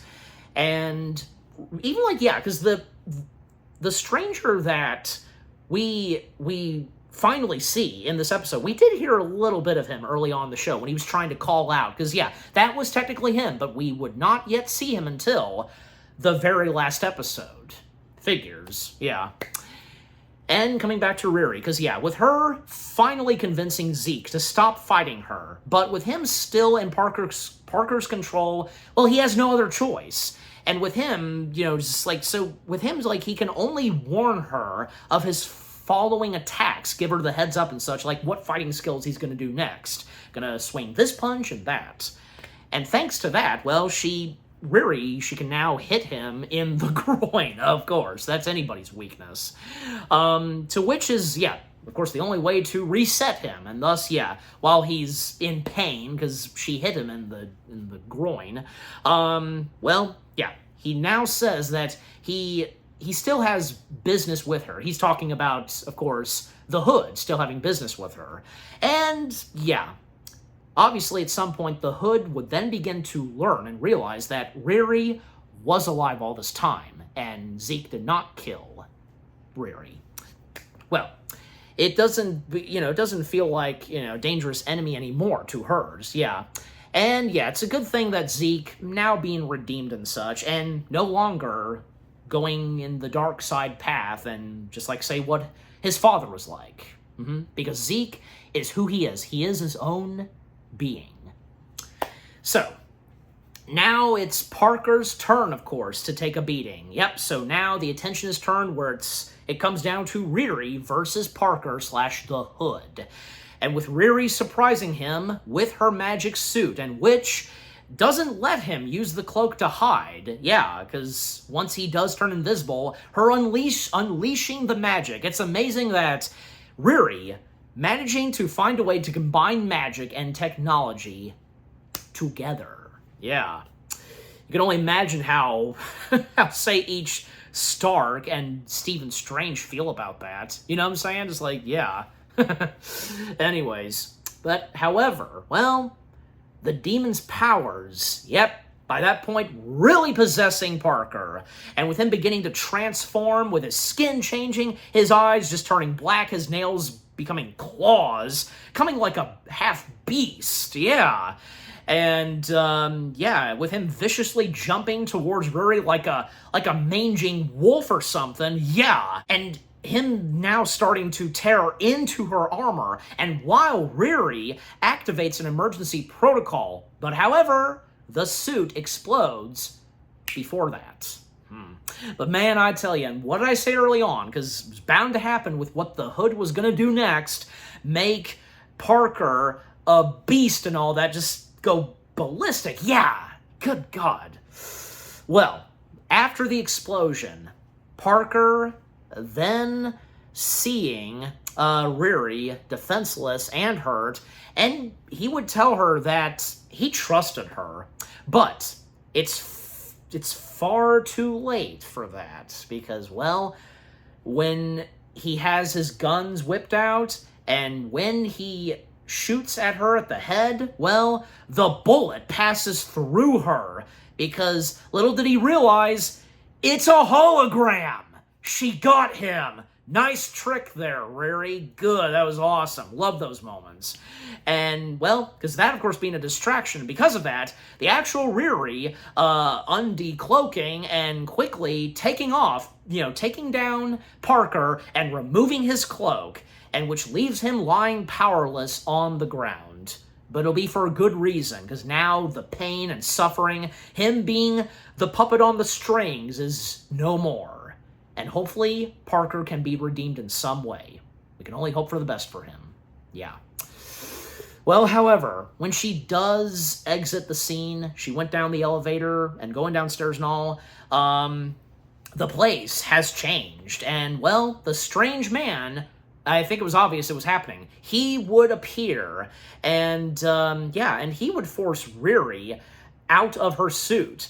And, yeah, and with him then offering to give Riri what she wants. But for Riri, she says that she won't make a pact with Dormammu. And, well, the stranger, he laughs about it and with what he says about Dormammu. It turns out not to be Dormammu. Instead, I mean, of course I was going to mention his name, but I was wanting to build it up, of course. Yeah, it's Mephisto. Yeah, I hope I did get the name correctly said. Yeah, if I said it correctly. Yeah, Mephisto. And Mephisto being played by good old Sacha Baron Cohen. Oh, yeah. And, of course, we all recall hearing, and when it was reported that Sacha Baron Cohen was to appear in Ironheart, and as Mephisto. Really exciting. And, of course, for any of you, all of us, that know about the character of Mephisto, another, powerful, evil character in the world of Marvel Comics, and Mephisto really being the arch enemy of, say, each Silver Surfer and Ghost Rider. Yeah, especially Silver Surfer. And, well, Mephisto, having made his debut in a comic of Silver Surfer that was published in 1968.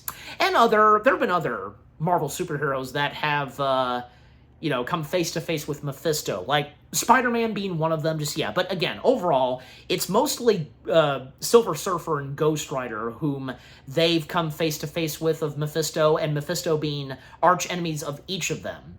And, because we've seen Mephisto being technically the main antagonist of Ironheart, and being the arch-enemy of Ironheart, and I'm not complaining. It's like, that's pretty cool. And how it's specifically done and in the MCU. Because, there's been other times where any other Marvel comic villain, or even say any villain from DC Comics, whom they are arch enemies to, they sometimes are villains to other heroes. You know where I'm going with this. So, yeah, that's nice. And as long as it's done very well, whether if it's in the comics, or if it's brought to life in movies or TV. You get my point. But yeah, with how much we get of Sacha Baron Cohen just in this episode, again, him appearing in the very last episode, well, this is Sacha Baron Cohen we're talking about. I knew him best as King Julian. What say you? Well, obviously King Julian would be one of them, but more than just that. A fantastic, talented actor he is, and yeah, for him playing evil, fantastic. And with how much he brings to Mephisto, and even though Mephisto's appearance is not exactly as it is in the comics, well, obviously, it'd be obvious that Mephisto is just taking a different form and all. One of those things. Yeah, just overall, Sacha Baron Cohen bringing Mephisto to life, excellent. Because again, this is Sacha we're talking about. Anyways. And definitely, would you concur, one of the highest points to come from Ironheart, Sacha Baron Cohen as Mephisto? I would say so, but like I said, besides him as Mephisto, I've enjoyed the rest of what the show had to offer. Anyways, but getting back on point, because yeah, with him knowing about Riri's loss of her stepfather and best friend, and offering her to give exactly what she wants, and apparently it appears that she does refuse his offer, rightfully so, but it would show going back and forth between the present and the future. And yeah, because at first, we the audience wondering that this future we're seeing, is this real? Is this going to be a what to be in the future? That kind of stuff? What if? But as it proceeds, because yeah, and when we learn the truth, because, well, she did ultimately end up shaking Mephisto's hand. And which brings, Natalie back to life a few months from now, as we see in the future, from going back and forth. And however, Riri, she starts presenting the same scars Parker has. Oh no. And that's how the episode ends. The credits roll. And I was literally saying to myself, that's it? But obviously, and I think I did know this, even before I got to the show, that because usually, and for any of the Marvel television shows, usually and at the very last episode, there's always an end credit scene, sometimes. And yes, because there is an end credit scene, well, mid-credit scene, that is, because in the post-credit scene / mid-credit scene, well, it focuses on Parker, the aftermath of Parker now having been, redeemed, technically. The Hood is no longer a part of him. And, well, because, he would search for another sorcerer to help him, and which leads him to Zelma.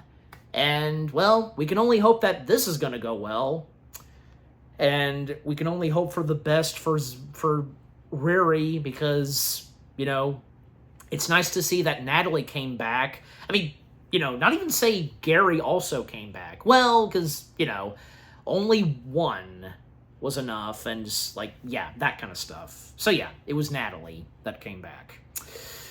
And, yeah, just, again, that final shot where we see Riri with the same scars that came upon Parker. Oh, no, because, nothing bad should happen to Riri, because, for that to end off right there, and I don't want to make a huge deal about it because, like I just said, because I had a good time with the show, and as I said, because with what the ending had to offer, like, golly, well, this is not the first time that an ending like this has happened, right? Yeah, can you think of any that you've watched and you're just like, even though you like, despite that, you still had a good time with it, but you're just like, what? You end off like that? Oh, man, I tell you, yeah. But yeah, I mean, with that, and again, with the post-credit scenes, well, mid-credit scene again, because, yeah, where Parker is at now, he meets with Zelma, and if it goes well, and, yep, good redemption for Parker. Hope for the best. Yep, and that's all she wrote. That's our Marvel television miniseries. Yeah. Ironheart, yeah, so the sixth and last episode, The Past is the Past. Again, I had a good time with this. Like I said, the last 3 episodes were probably some of my favorites to come from Ironheart. What is left and stored in the 6th and last episode? Mind-blowing. And if you felt the same way too, the final reveal where we finally get to see Mephisto brought to life. It's Sacha Baron Cohen, him being the master, the puppeteer behind the puppet strings and all. And with what he did to each Parker and now what he's done to Riri at the end. Yep, what's happened to each Parker, now Riri's, God. And Zeke, yeah, because, you know, hopefully he does very well in life. And as for the other characters, yeah, nice to see in some ways that Natalie has come back, but still, it came with a price, where now Riri having the scars, like what Parker had. Jeez. And hope not to lead her in the dark side, like, duh.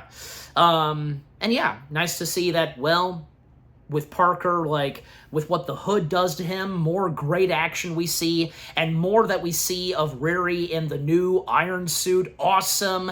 A few tricks up her sleeves that she pulls on Parker, and all that. Just, yeah, more of the backstory of Parker, and yeah, where he first encountered Mephisto, and when it was not Dormammu, it was Mephisto. Yeah. Oh, just, yeah. Overall, Episode 6, The Past is the Past. Had a good time with it. And yeah, now to get into my final thoughts. Yeah, at the end of the day, like I said, I came to really enjoy Ironheart for what it is. And despite that, again, Ironheart, the show itself, having bad luck, not being well received, well, you know, we're all entitled to our opinions on how we feel about the MCU miniseries itself of Ironheart. For me, I enjoyed it from all 6 episodes, and the last 3, again, being my favorites. I enjoyed all 6, but again, the 3 were most prominently my favorites. Great talents to be in this, and Dominic Thorne to shine some more. And again, ever since we were first introduced to Riri Williams / Ironheart in Black Panther Wakanda Forever, and then to see her get her own piece of MCU material, her own miniseries, what came next for the character of Riri Williams, her adventure, and the adventure that she gets herself into. Again, where she lost 2 big losses whom were close to her. The gang that she would join being led by the Hood, whom is the puppet master, which being Mephisto. The unexpected moments, the funny moments, the heart and emotion to this, the power to it and all, some cool action sequences and all that. Surprising reveals where, yeah, because in the case of Zeke, we learned that he's the son of Obadiah Stane, and with the mentioning of Doctor Strange, a friend of Riri's, Zelma, being linked with Doctor Strange, the mentioning of Dormammu, but really it's Mephisto whom is behind all this. And with, yeah, the chemistry with each of these characters, you know, with Riri and Natalie, Riri and her mom, and Zeke, Xavier, and the other batch of characters from the members of the Hood's gang, and some of the characters that didn't have that much in the show, from Rampage and Parker's father, the CEO of Artworks, all the other characters, Heather, yeah. They were all great, you know, again, from Dominic Thorne to Lyric Ross, Alden Arenik, yeah, who played Zeke, Eric Andre, Regain Allah, Peter Calderon,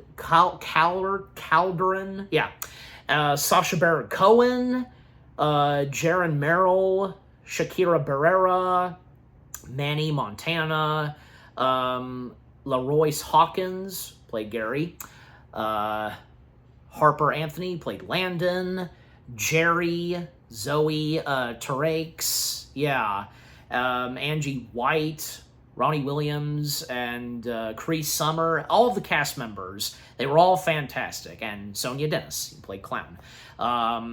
Yeah, each episode from 1 to 6, and their storylines, of course, being connected and building up the suspension, and up to the 6th and last episode.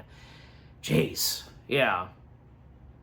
And the music and score and the visual effects, all fantastic as well. And again, the way that the intros are done in each of these episodes, very creative. I like that. I like when some shows do that kind of stuff. What say you? But yeah, need I go on still?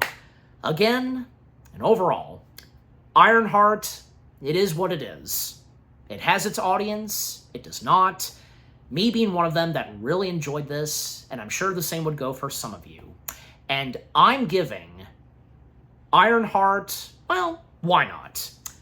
6 out of 10 stars. Yes, 6 out of 10 stars for Ironheart. 6 out of 10 still being good, and the way I do 6 out of 10, you know, and what say you?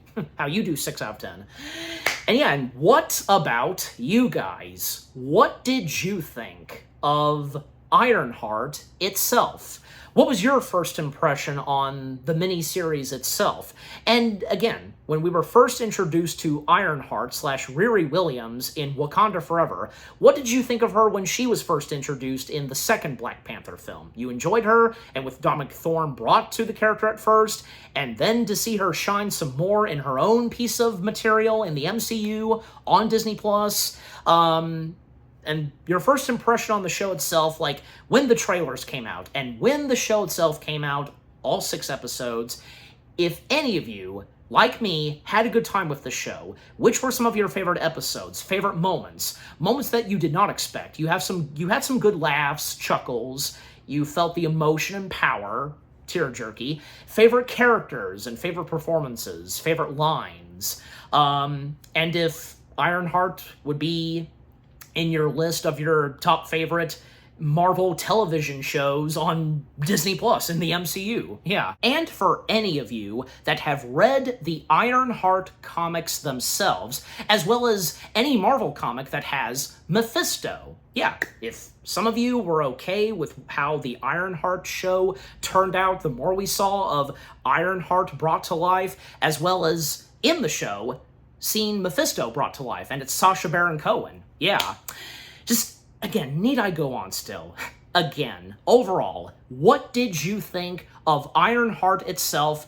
And again, the last installment in Phase 5 of the MCU, with what all I've had to say, my review, and yeah, what did you think of my review of Ironheart? Leave comments and give this review video a like, as always. And so, guys, with all that being said, thank you very much for watching. I hope you guys enjoyed my review of Ironheart. More review videos are coming your way. They're going to be awesome. Keep looking forward, and I will see you guys in the next video / review.